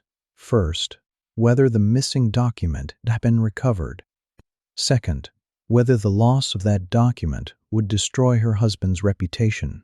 "Those are remarkably specific concerns," he observed. I admitted that I had not thought of them in that way. Holmes smiled gently. "We often learn more from the questions people choose and from the answers they receive." He paused beside the window and looked out upon Baker Street, where the morning mist still drifted lazily between the passing cabs. There was something else. What was that? She wished her visit to remain secret. I remembered her request clearly. He had asked Holmes not to mention that she had come to Baker Street at all. Perhaps, I suggested, she simply wished to avoid troubling her husband. Perhaps. His answer was quiet, but thoughtful. Or perhaps she feared that her husband might wonder why she had taken such an interest in the affair. That possibility had not occurred to me. Holmes was careful not to accuse her of anything. He merely pointed out that secrecy itself was sometimes an important clue. The room grew peaceful once more. Mrs. Hudson entered quietly to refresh the tea things before leaving us alone again. Holmes absent-mindedly stirred his cup without drinking it. "I believe Lady Hilda is an honorable woman," he said at last. "Then you do not suspect her?" "I suspect that she is carrying a burden." Those words stayed with me. There had indeed been something unusual in her expression. It was not simply worry for her husband's career. It seemed deeper than that, as though she feared the consequences of some private matter known only to herself. Holmes sat down once more. "If we are to understand this mystery," he said softly, "we must understand the reason for that burden." Looked toward the quiet fire. Somewhere beyond the comfort of Baker Street, a secret letter remained missing. A respected gentleman lay dead, and a noble lady had left our rooms, carrying an anxiety she could scarcely conceal. The separate pieces still refused to form a complete picture. Yet I could not escape the feeling that Holmes had already begun to glimpse the outline of the truth, even if the rest of us remained surrounded by shadows. The remainder of that day passed in a manner that would have seemed uneventful to anyone unfamiliar with Sherlock Holmes. He made no dramatic announcements, nor did he rush from one corner of London to another in search of fresh clues. Instead, he devoted himself to the quiet labor of thought, which, in my experience, was often the most important stage of any investigation. Several telegrams arrived throughout the afternoon. Holmes opened each one carefully, read it only once, and laid it aside without comment. Though I was naturally curious, I respected his habit of withholding conclusions until the evidence formed a complete picture. At last I ventured a question. "Do the messages contain anything encouraging?" Holmes leaned back in his chair. "They contain something even more valuable." "And what is that?" "Nothing." I must have looked puzzled, for he smiled gently. "My inquiries among certain official circles have revealed no unusual diplomatic activity anywhere in Europe." "Surely that is good news." "It is excellent news." He explained that if the missing document had already reached a foreign government, there would almost certainly be signs of hurried communication. Diplomats would become unusually active. Confidential telegrams would multiply. Quiet preparations might begin behind closed doors. Yet none of those signs had appeared. "The silence continues," Holmes said thoughtfully. "And silence, Watson, is sometimes the loudest answer of all." I reflected upon his words. "Then whoever possesses the document has not yet used it." "So it would seem." He rose and walked slowly toward the violin resting upon the shelf. Lifting it gently, he drew a few soft notes from the instrument. The melody was slow and peaceful, filling our sitting room with quiet comfort. Whenever Holmes played in such a manner, I knew his thoughts were traveling freely through every possibility the case presented. After several minutes, he lowered the violin. "There are now 3 questions before us," he said.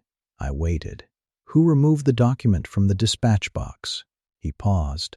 "Who placed something beneath the carpet in Lucas's house?" Another pause followed. "And why did Lady Hilda seek answers that only someone deeply connected with the affair would think to ask?" He did not claim that these questions shared the same answer. Indeed, Holmes warned me against forcing separate facts together before the proper evidence appeared. "Patience," he said quietly.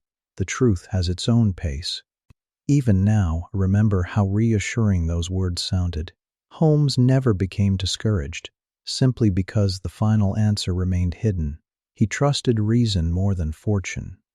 Outside, evening settled once more over Baker Street. The gas lamps glowed softly through the gathering mist, and somewhere in the distance, a church clock marked another passing hour.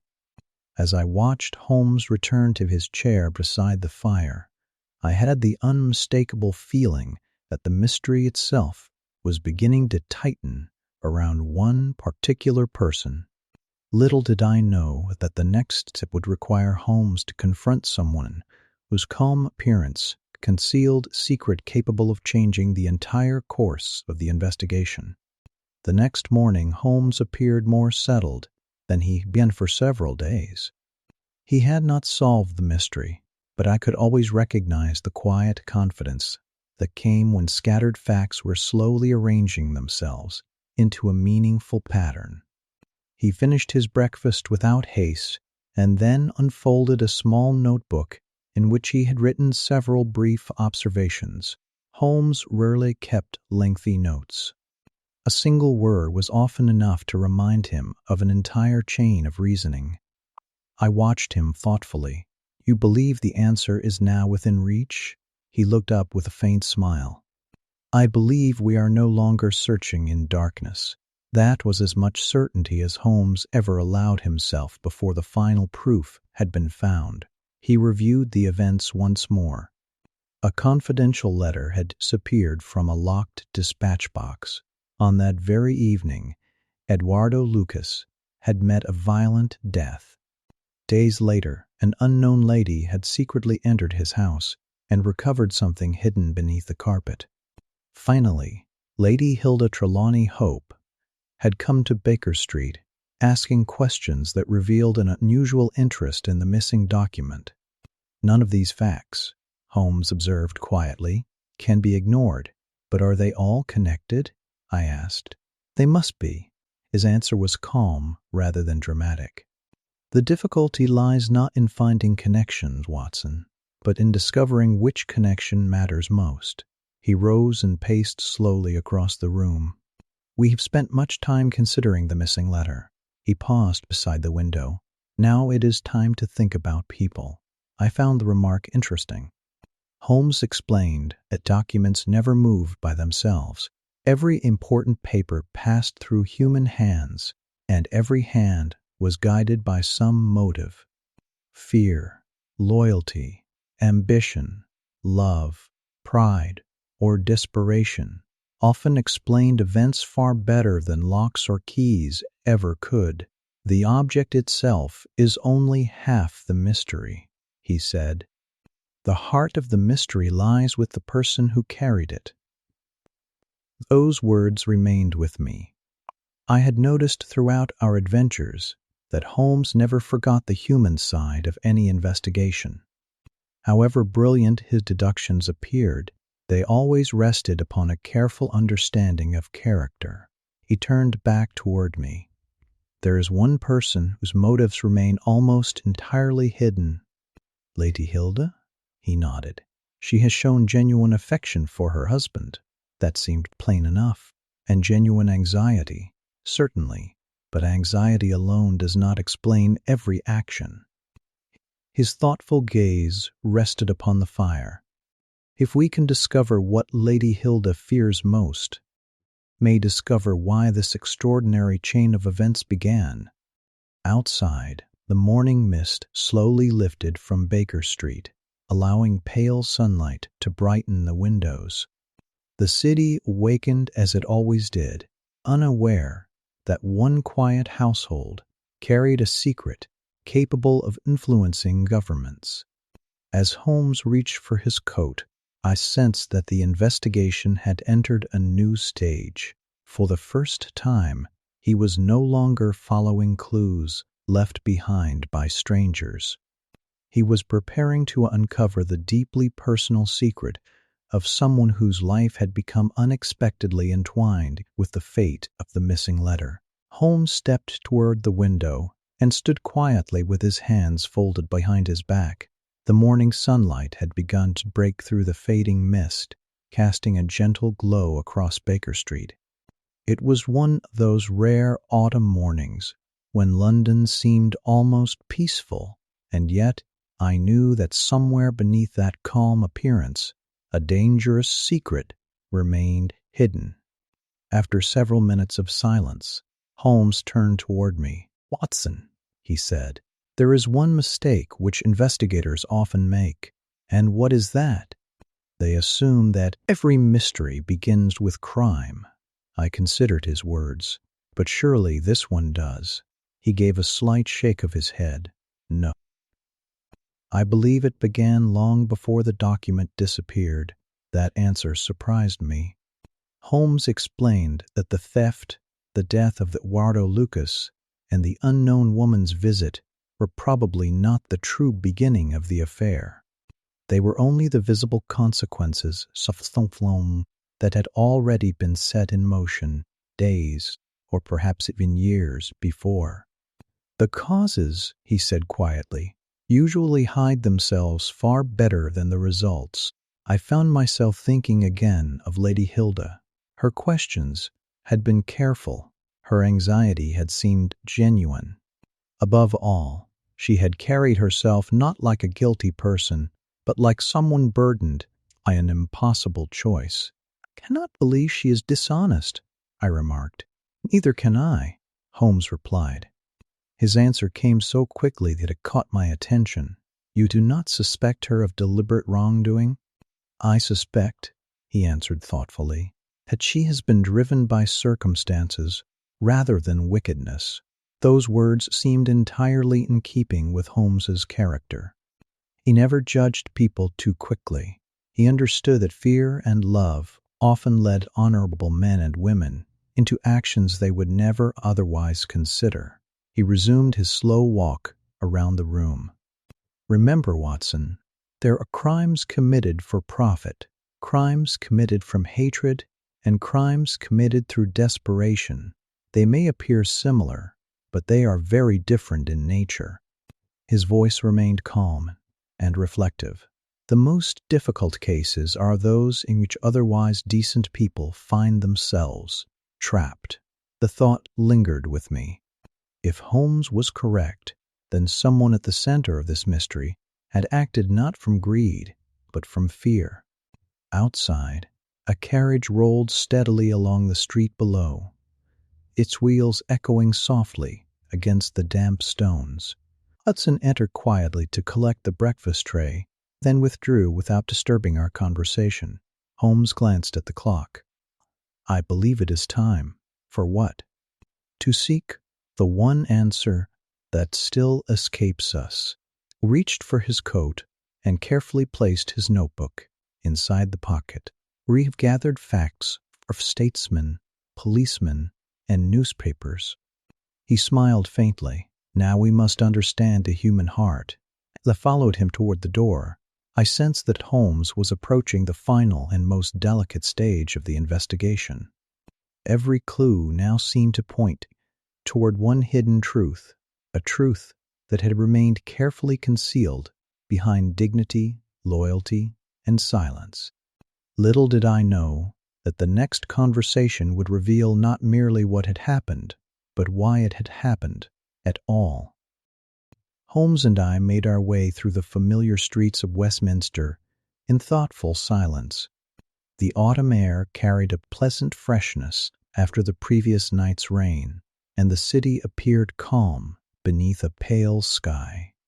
As we walked, I found myself reflecting upon everything we had learned during the past few days: the missing document, the death of Eduardo Lucas, the unknown lady who had risked so much to enter his house, and finally, Lady Hilda, whose quiet anxiety seemed far greater than concern alone could explain. Each event appeared connected, yet the thread binding them together still remained hidden. Holmes seemed entirely absorbed in his own thoughts. From time to time he glanced at the passing crowds, not because he expected to discover a clue among them, but because observation had become as natural to him as breathing itself. Nothing escaped his notice, however ordinary it appeared. At length, I broke the silence. Do you intend to confront Lady Hilda directly? Holmes answered after a thoughtful pause. I intend to give her an opportunity. An opportunity to choose truth before circumstances force it upon her. Liv's words struck me as unusually gentle. In many investigations, Holmes delighted in exposing deception with sudden precision. This time, however, I sensed a different approach. He seemed determined to spare unnecessary suffering if he possibly could. You believe she deserves that chance? I believe, he replied quietly, that justice is not always served by humiliation. Those words revealed something many people failed to understand about Sherlock Holmes. Beneath his remarkable powers of reasoning lay a deep sense of fairness. He judged actions carefully, but he also weighed the motives that produced them. As we approached Whitehall Terrace, Holmes slowed his pace. Consider the position of our unknown lady, he said. If she truly returned to Lucas's house to recover something hidden beneath the carpet, then she has already endured several days of fear. And if that hidden object was the government letter, then she has carried an unbearable burden. I noticed that Holmes spoke without accusation. His tone suggested compassion rather than suspicion. The houses along Whitehall Terrace stood quietly in the morning light, their respectable appearance revealing nothing of the worries concealed behind their doors. Holmes stopped for a moment before the residence of the Foreign Secretary. There is one final question, he said softly. What is that? Will fear continue to guide her, or will conscience prove stronger? He looked thoughtfully toward the front entrance. I have often found, Watson, that people can conceal a secret from the world far more easily than they can conceal it from themselves. Those simple words remained with me as we climbed the steps. I sensed that Holmes was no longer searching for fresh evidence. He believed the evidence already existed.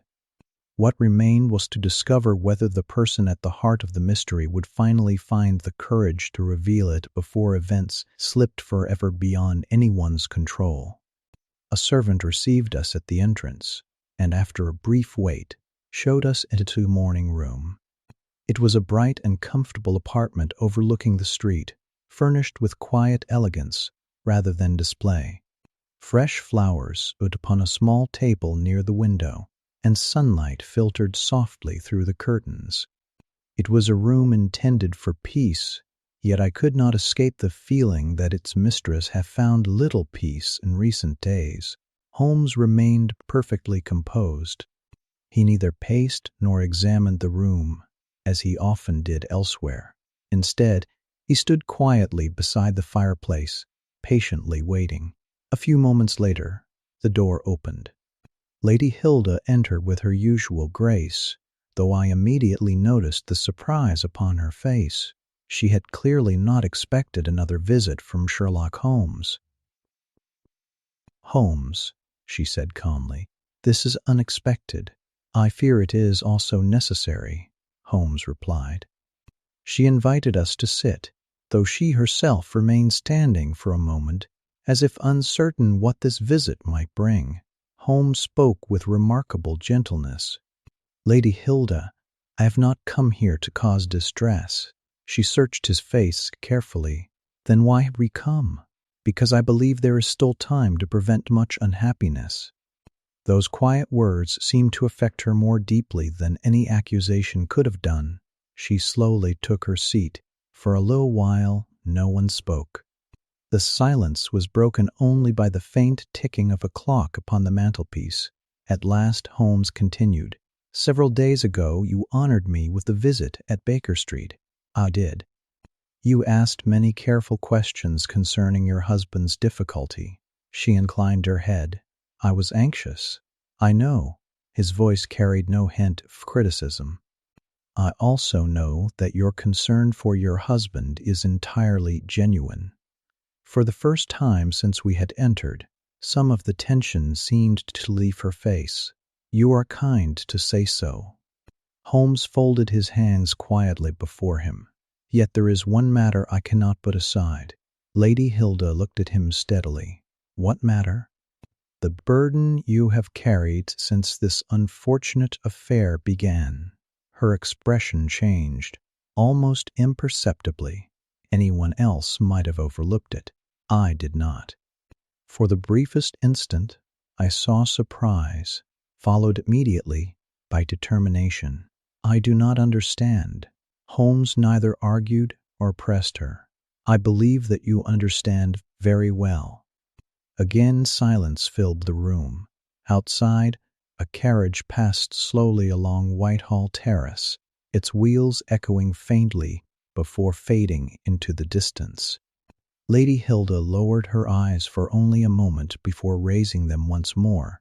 She had regained her composure. You speak in riddles, Mr. Holmes. Holmes answered with the same calm courtesy. No, Lady Hilda. I speak only because I hope this matter may still end without unnecessary sorrow. As I watched the two of them, I realized that this conversation differed from every other interview we had conducted during the case. Holmes was no longer searching for clues. He was quietly waiting for the truth to reveal itself through the conscience of the person sitting before him. Lady Hilda met Holmes's steady gaze with remarkable composure. Whatever emotion had briefly crossed her face was now hidden behind calm self-control. I could not help admiring her courage. Many people, when faced with Holmes's quiet certainty, would have become confused or defensive. She did neither. I assure you, Mr. Holmes, she said gently, I have nothing to conceal. Holmes inclined his head politely. I would be delighted if that proved true. His tone was so courteous that no one could have mistaken it for an accusation. I have merely come because I believe a misunderstanding may still be corrected before it causes greater sorrow. I do not know what misunderstanding you mean. Holmes remained silent for several moments. The quiet room seemed to grow even stiller. Through the tall windows came the distant sounds of London, continuing its ordinary business, entirely unaware of the delicate conversation taking place within those walls. At length, Holmes spoke again. Permit me to ask only a simple question. She nodded. If someone found themselves caught between two duties, each equally important, what should that person do? The question appeared almost philosophical. Lady Hilda reflected before answering. I suppose there can be no easy answer. No, Holmes agreed. Sometimes every possible choice carries pain. Her eyes remained fixed upon him. You speak as though you know such a person. I believe I do. For the first time I noticed her hands tighten ever so slightly. Holmes continued in the same calm voice. Imagine someone who deeply loves her husband. Lady Hilda lowered her eyes. Imagine also that the same person believes she must protect a secret from her past. She remained perfectly still. Such a person might make a decision that appears foolish to the world, yet seems unavoidable in a single desperate moment.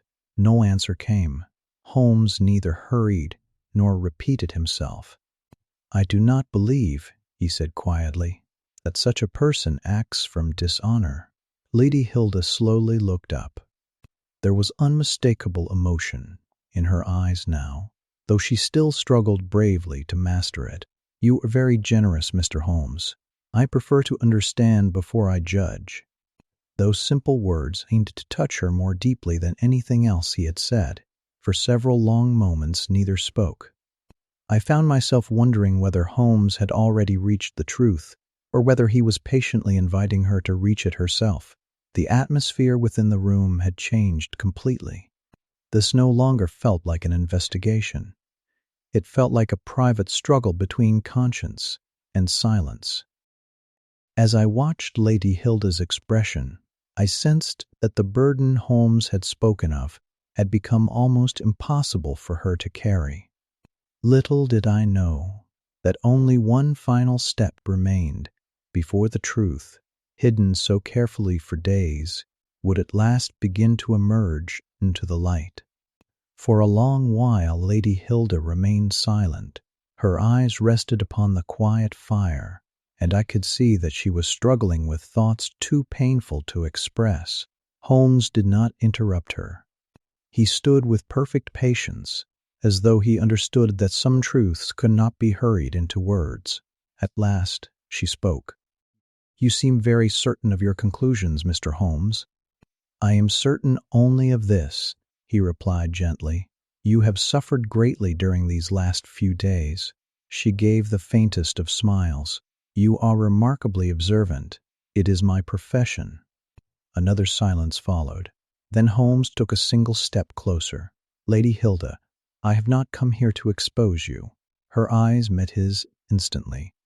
"I have come because I believe your greatest wish is the same as mine, to spare your husband unnecessary pain." Those quiet words seemed to reach her more deeply than any accusation could have done. She lowered her head. "My husband is an honorable man. I know he has devoted his life to serving his country. I know that also." Her voice became almost a whisper. "I would never willingly bring sorrow upon him." Holmes nodded. "I have never believed otherwise." As I watched them, I realized that Holmes was deliberately removing every reason for fear. He was not speaking to a criminal. He was speaking to a troubled woman whose conscience had become heavier with each passing day. Lady Hilda slowly rose from her chair and walked toward the window. For a few moments she stood looking out across Whitehall Terrace, though I doubted she truly saw the passing carriages below. Without turning, she asked a quiet question. If someone made a terrible mistake for what they believed was the right reason, could that mistake ever be forgiven? Holmes answered without hesitation. "That depends less upon a mistake than upon the courage to make it right." She closed her eyes briefly. Those simple words seemed to remove the last of her remaining strength. When she turned back toward us, the calm expression she had worn so carefully was beginning to fade. There were tears in her eyes now, though she fought bravely to keep them from falling. "I have tried," she said softly, "to protect everything that mattered. I believe you. And yet," her voice failed for a moment, "and yet everything has only become worse." Holmes remained perfectly still. He neither questioned nor interrupted. He simply waited. I had witnessed many remarkable moments beside Sherlock Holmes, but few equaled the quiet compassion he showed that morning. He understood that the truth was already close at hand. It needed no force, only kindness. As Lady Hilda drew a slow, trembling breath, I sensed that the silence she had maintained for so many days could no longer endure. The confession Holmes had patiently awaited was now nearer than ever, and with it come the explanation that bound together the missing letter, the death of Eduardo Lucas, and the hidden sorrow that had haunted her from the very beginning. Lady Hilda remained standing beside the window, her hands lightly resting upon the back of a nearby chair. The room was perfectly still. Even the sounds of the busy street beyond seemed distant, as though the world itself had withdrawn to leave her alone with her thoughts. Holmes did not move. He understood, as few men could, that there are moments when silence possesses greater power than any question. At last, Lady Hilda turned slowly toward us. "There is something I have long hoped no one would ever discover," she said quietly. Her voice was steady, yet beneath it I could hear the strain of many sleepless nights. "It belongs to a time before my marriage." Holmes inclined his head, but remained silent. "When I was much younger," she continued, "I wrote a letter that should never have been written." She paused for a moment. "It's foolish," thoughtless. The letter of an inexperienced young woman who believed her private feelings would remain private forever. Her eyes lowered. Years passed, and I believed it had disappeared. She drew a slow breath. Then I received a message from my Eduardo Lucas. At the mention of that name, the last uncertainty seemed to vanish from Holmes' expression. He informed me, she continued, that the letter had somehow come into his possession. I felt a quiet unease settle over me. Lady Hilda's voice became little more than a whisper. He threatened to place it before my husband. She closed her eyes briefly. You cannot imagine what that meant to me. Holmes answered gently. I believe I can. She looked at him with grateful surprise. My husband has always honored me with complete trust. Even if that old letter had been entirely innocent in intention, its existence alone would have wounded him deeply. Holmes gave a slight nod. You feared not disgrace alone, but the loss of his confidence. Yes, the single word carried more emotion than a lengthy explanation could. For several moments, no one spoke. The fire burned quietly upon the hearth, casting a warm glow across the room, while outside the faint sound of carriage wheels drifted through Whitehall Terrace. Lady Hilda gathered her courage once more. Lucas offered me a bargain. Holmes remained perfectly calm. He promised that if I brought him a particular government document from my husband's dispatch box, he would return my letter without allowing anyone else to see it. She lowered her head. I knew I should refuse. Another painful silence followed, but fear overcame my judgment. As she spoke those words, I realized that Holmes had understood the truth almost from the beginning. He had never believed she acted from greed or disloyalty. She had acted out of desperation, trying to protect the marriage she treasured above everything else. Yet the saddest part of her story was still waiting to be told. Lady Hilda lowered herself slowly into her chair, as though the memory itself had drained her strength. Holmes remained where he stood, neither interrupting nor urging her onward. His patience, I believe, gave her the courage to continue. I struggled with the decision for many hours, she said quietly. Again and again, I told myself that I must ignore Lucas's demands. Yet each time I imagined my husband reading that old letter, my resolve failed me. Her hands trembled slightly. She spoke. I convinced myself that no lasting harm could come from what Lucas asked. Holmes listened with quiet attention. He had assured me, she continued, that the government paper would simply be exchanged for my own letter. He insisted that my husband would never suffer because of it. She paused and looked toward the fire. I wished to believe him. There was great sadness in those simple words. How did you obtain the document? Holmes asked gently. Lady Hilda answered without attempting to excuse herself. I secretly obtained an impression of my husband's key. Lucas arranged for a duplicate to be made. She closed her eyes for a moment. One evening, while my husband was occupied elsewhere, I unlocked the dispatch box and removed the letter. I could hear the quiet sorrow in her voice. Every movement felt wrong. Yet, I continued. Holmes offered no criticism. Instead, he asked only, "And afterward?" I carried the document exactly as Lucas had instructed and went to his house. She clasped her hands tightly together. He opened the door himself. The exchange was meant to be simple. He placed my old letter upon his desk, and I handed him the government document. For the first time since her confession began, her breathing became uneven. It should have ended there. The room grew very still, but it did not. She looked toward Holmes with haunted eyes. Before either of us could leave, we heard someone approaching. Her voice had fallen almost to a whisper. Lucas reacted immediately. He lifted the edge of the carpet and concealed the government document beneath a hidden space in the floor. I glanced at Holmes. Without speaking, he gave the slightest nod. The mysterious carpet, the hidden compartment. Everything was beginning to fit together exactly as he had suspected. Lady Hilda continued. I had barely understood what he was doing when another woman entered the room. She shivered slightly at the memory. I had never seen such anger upon a human face. The peaceful atmosphere of the room seemed to fade as she recalled that dreadful moment. I realized at once that something terrible was about to happen. Little did she know that within moments, the exchange she had hoped would protect her marriage would instead end in tragedy and leave the missing state document hidden beneath the floor of Eduardo Lucas's drawing room. Lady Hilda paused, and for several moments neither Holmes nor I spoke.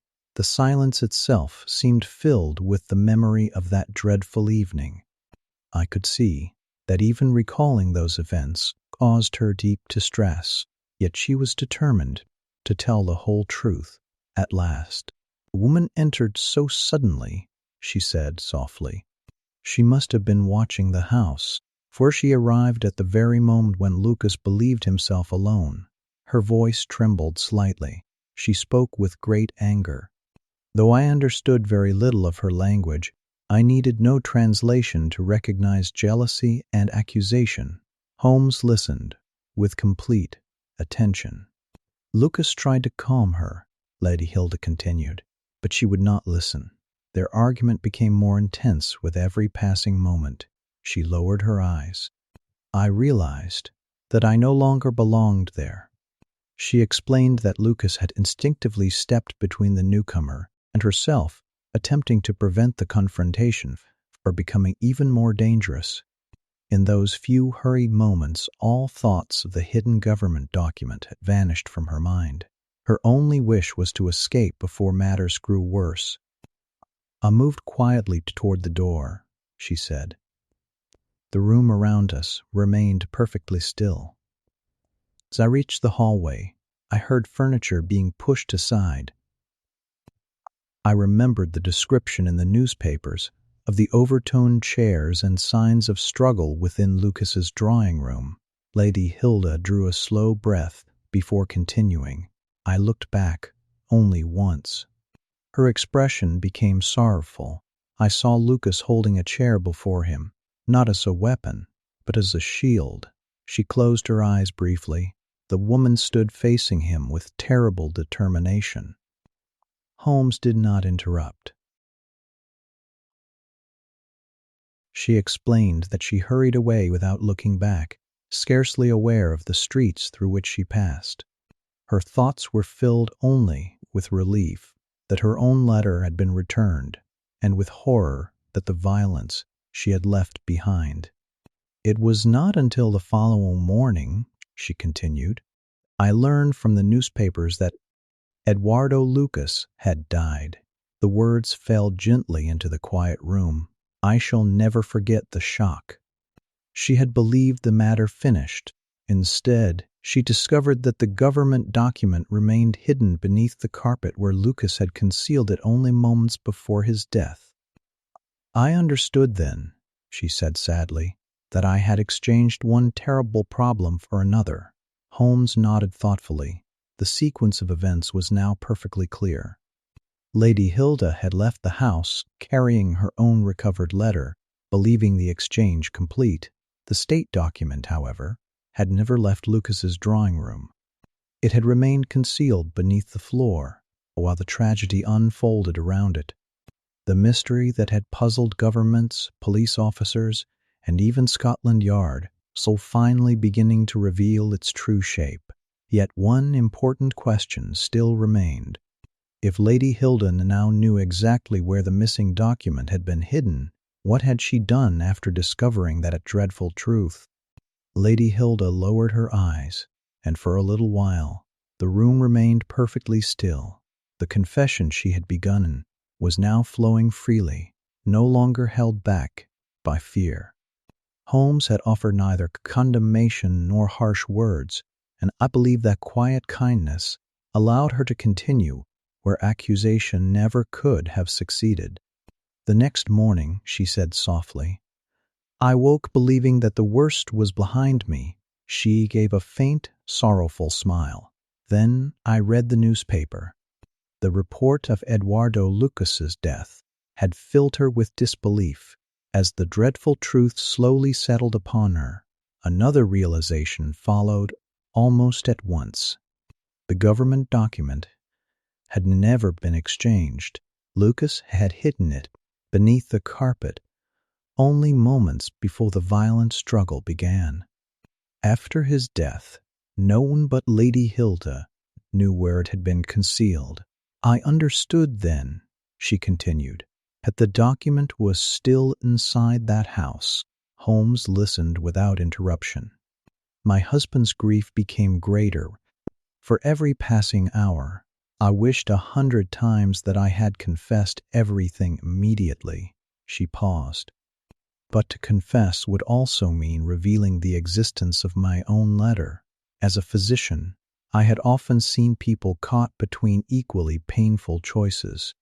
Lady Hilda's suffering bore all the signs of such a struggle. Whatever path she considered seemed certain to bring sorrow. I came to Baker Street, she said quietly, hoping to discover how serious the matter truly was. Holmes nodded gently. You wished to know whether the document could still be recovered? Yes. And whether your husband's career could yet be saved? Again she answered softly, yes. She admitted that after leaving Baker Street, she had resolved to recover the hidden document herself, whatever the risk might be. For 2 days she quietly watched the house in Godolphin Street from a distance. Police officers stood guard. Visitors came and went. No opportunity presented itself. I feared that every hour made matters worse. Then, as evening approached on the 3rd day, she noticed that only a single constable remained at the entrance. It seemed my last chance.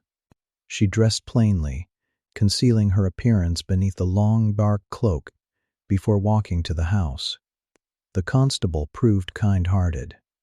He believed she was merely another curious visitor who wished to see the room described in the newspapers.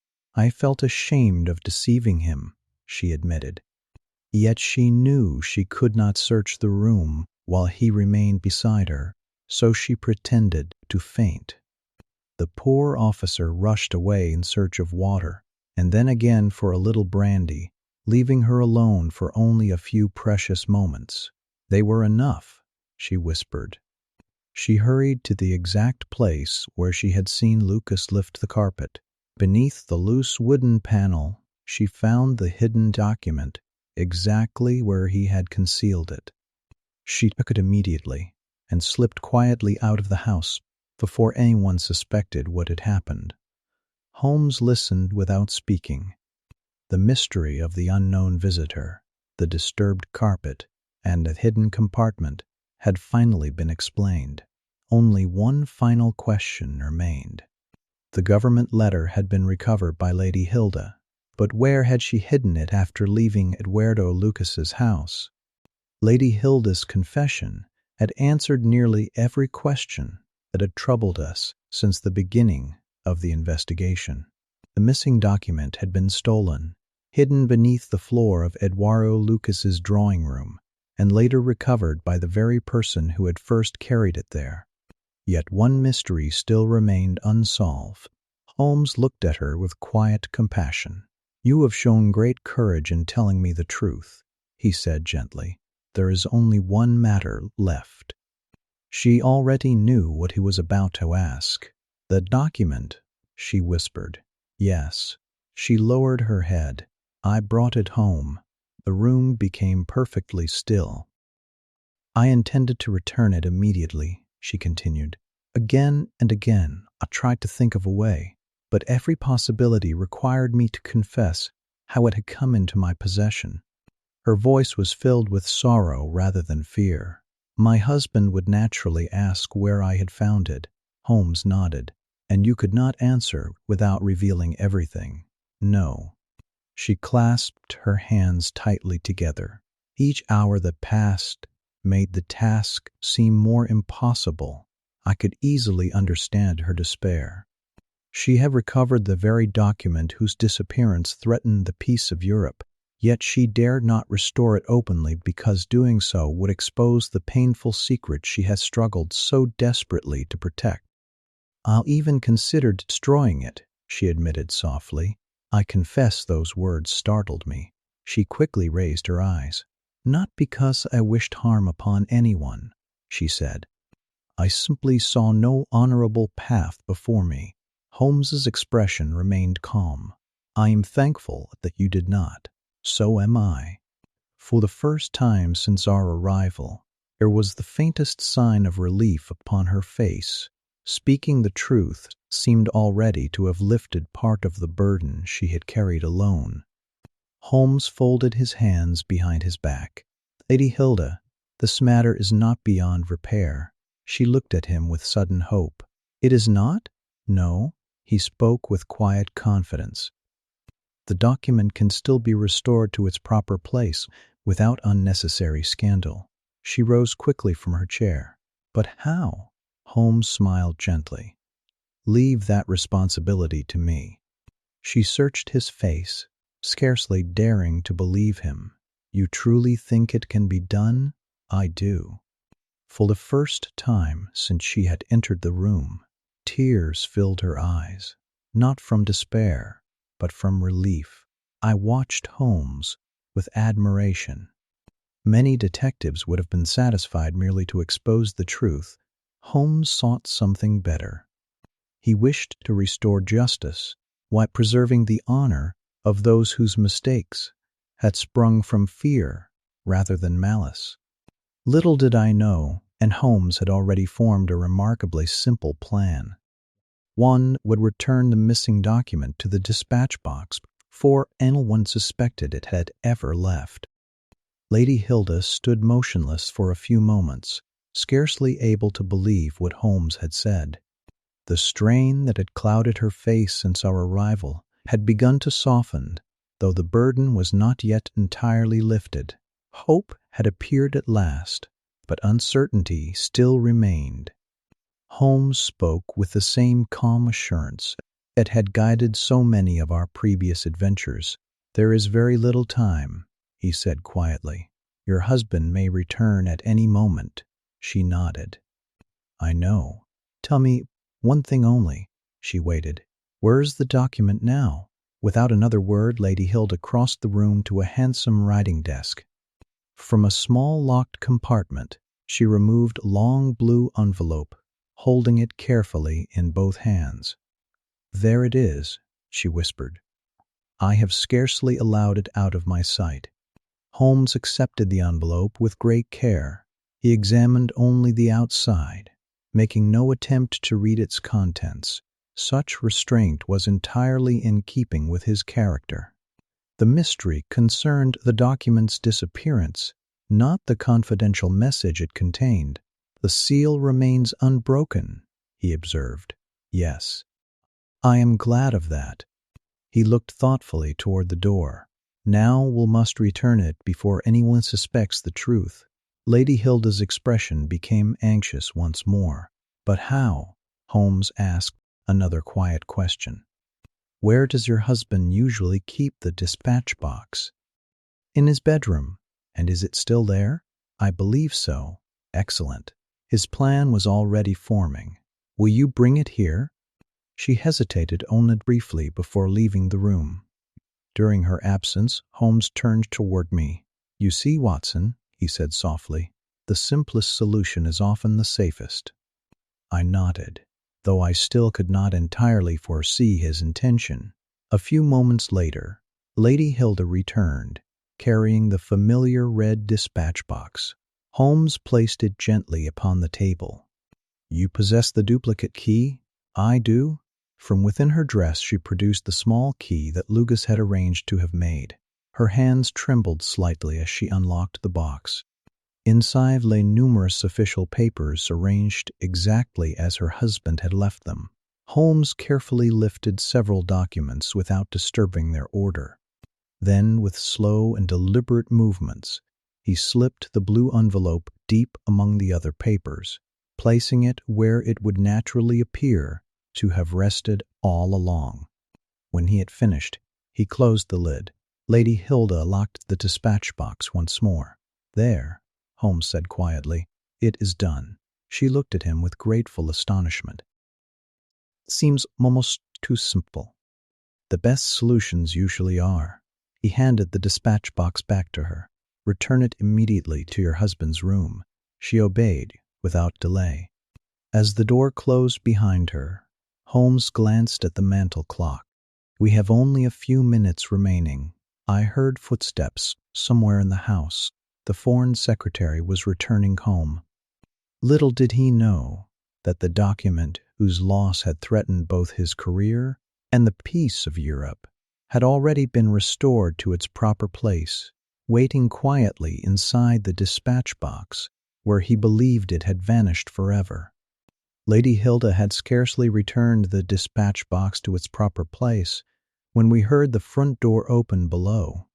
A servant's quiet greeting floated up from the hall, followed by the measured footsteps of the Foreign Secretary as he entered the house. Holmes glanced briefly toward the door. "Our timing has been fortunate," he said softly. A few moments later, the Right Honorable Trelawney Hope entered the morning room. Though he greeted us with courtesy, it was immediately clear that the strain of the past several days had taken its toll. His face appeared pale with anxiety, and his movements carried the weariness of a man who had found little rest. "Mr. Holmes," he said eagerly, "have you brought news?" Holmes answered with reassuring calm, "I believe I have reason for hope." The secretary drew a long breath. "Thank heaven." He explained that the Prime Minister was expected shortly, and had wished to hear personally whether any progress had been made. The importance of the missing document remained as great as ever, and every passing hour increased the burden upon both men. Holmes invited him to remain patient for just a little longer. "I should like the Prime Minister to be present before anything further is said." The secretary agreed at once. During the short wait that followed, conversation turned to ordinary matters. Holmes guided it gently away from politics, speaking instead of London's pleasant autumn weather and the unusual calm that had settled over the city for several days of rain. His purpose was plain to me.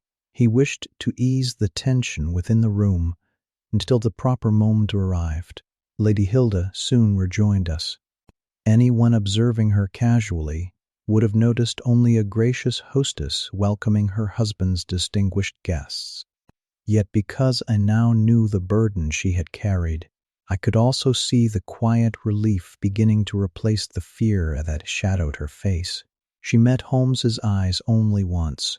No words were exchanged. None were needed. Within a few minutes, another servant announced the arrival of the Prime Minister. He entered briskly, though the concern upon his face matched that of his younger colleague. Even before taking his seat, he addressed Holmes. "Mr. Holmes, I trust you have something encouraging to report." Holmes smiled faintly. "I believe the matter is capable of a happier conclusion than any of us dared expect."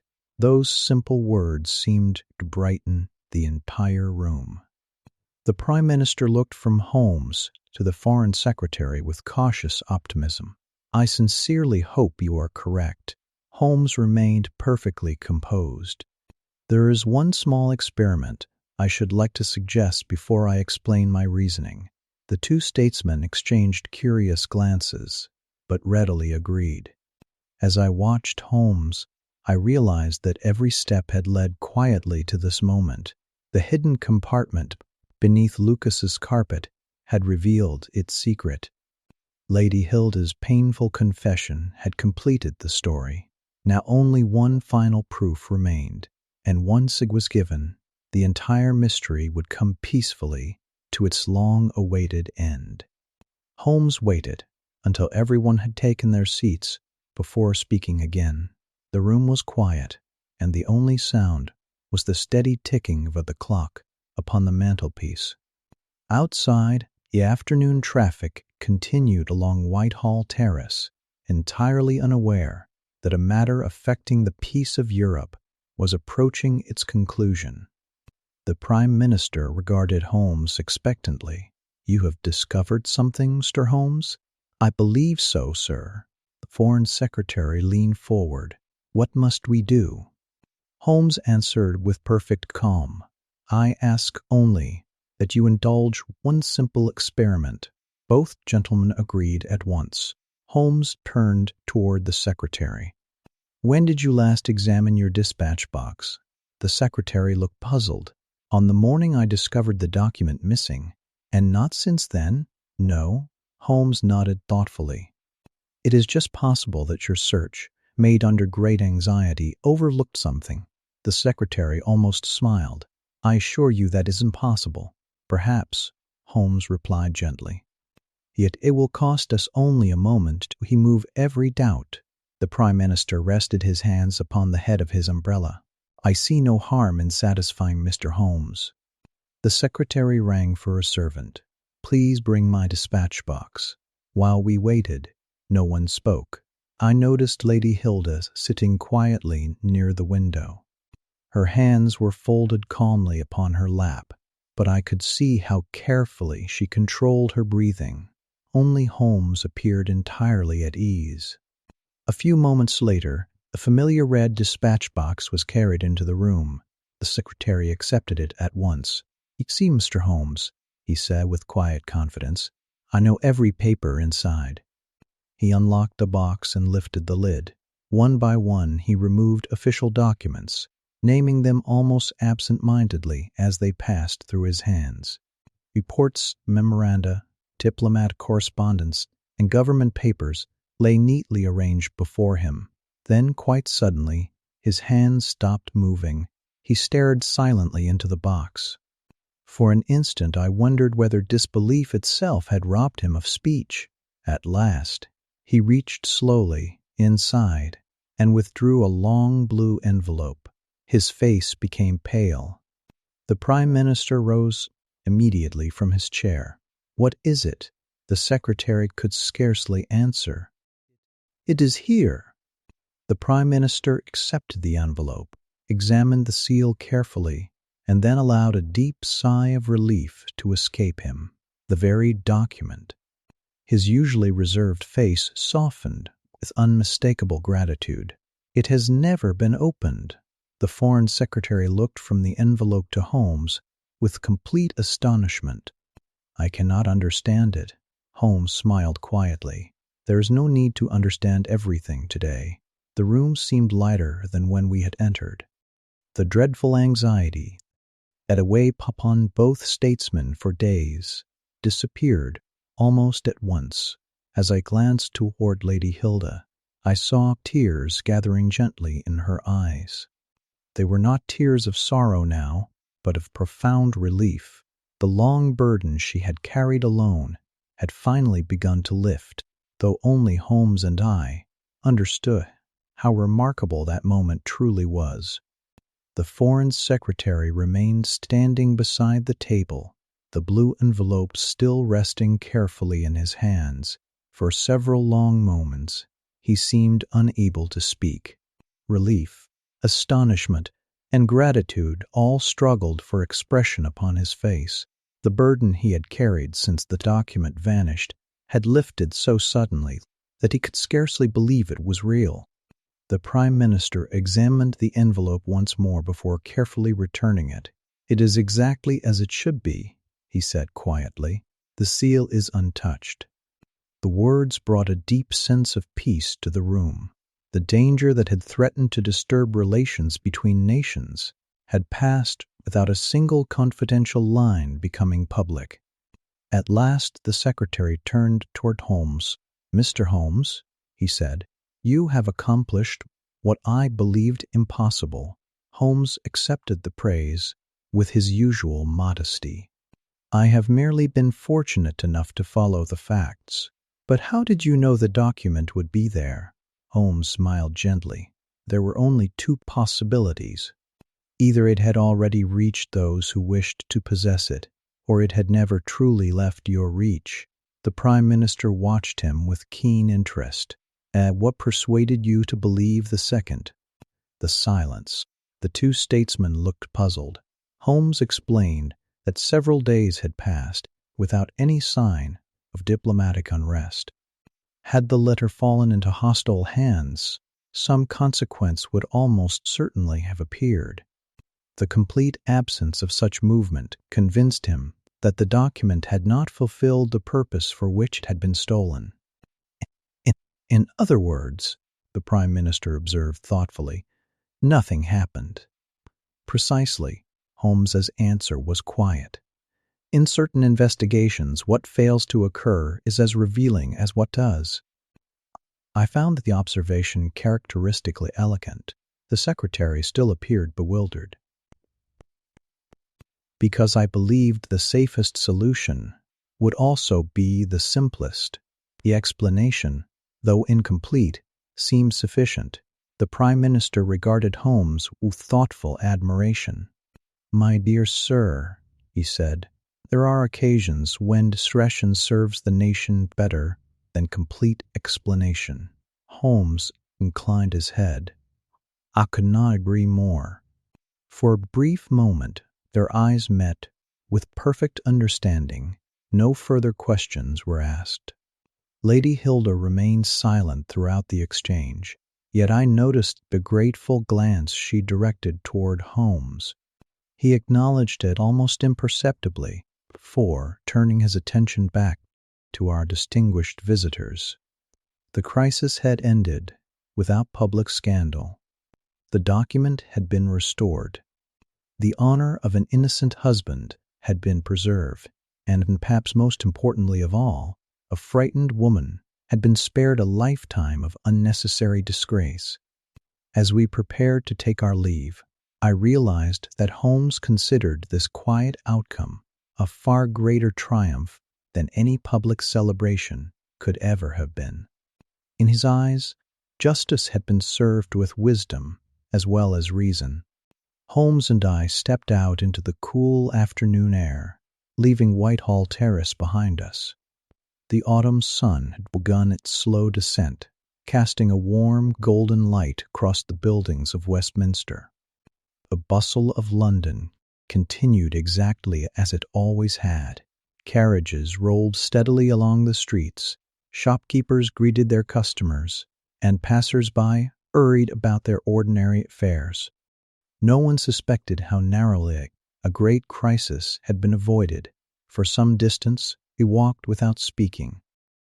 I have often reflected that Holmes enjoyed these quiet moments after a difficult case more than the excitement of the investigation itself. His work was finished, the danger had passed, and the city could return to its peaceful rhythm.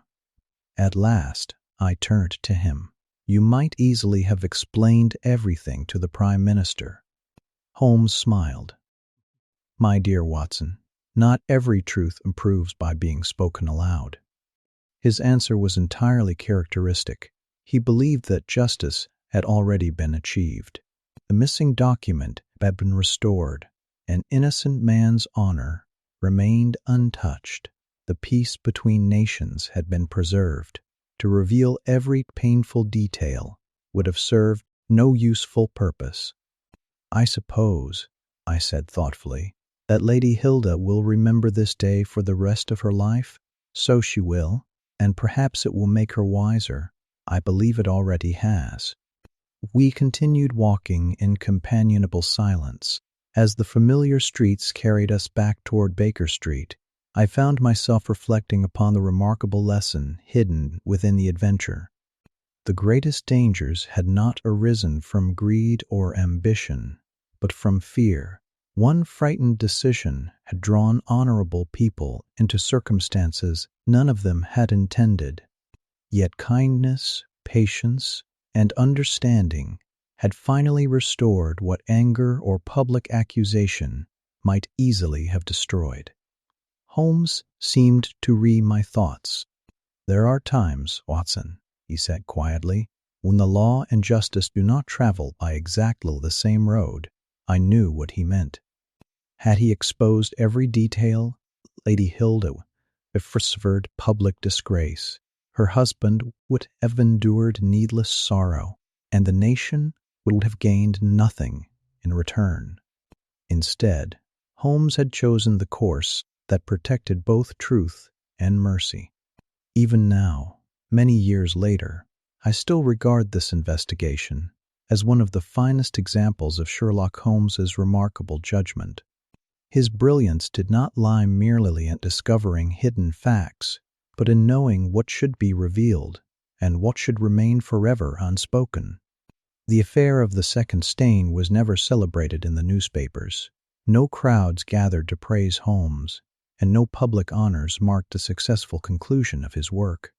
Yet I have always believed few of our adventures carried greater importance or demanded greater wisdom, and so, my dear friend, another curious adventure came quietly to its end. I hope you have enjoyed this recollection from Old Baker Street. Until we meet again, good night.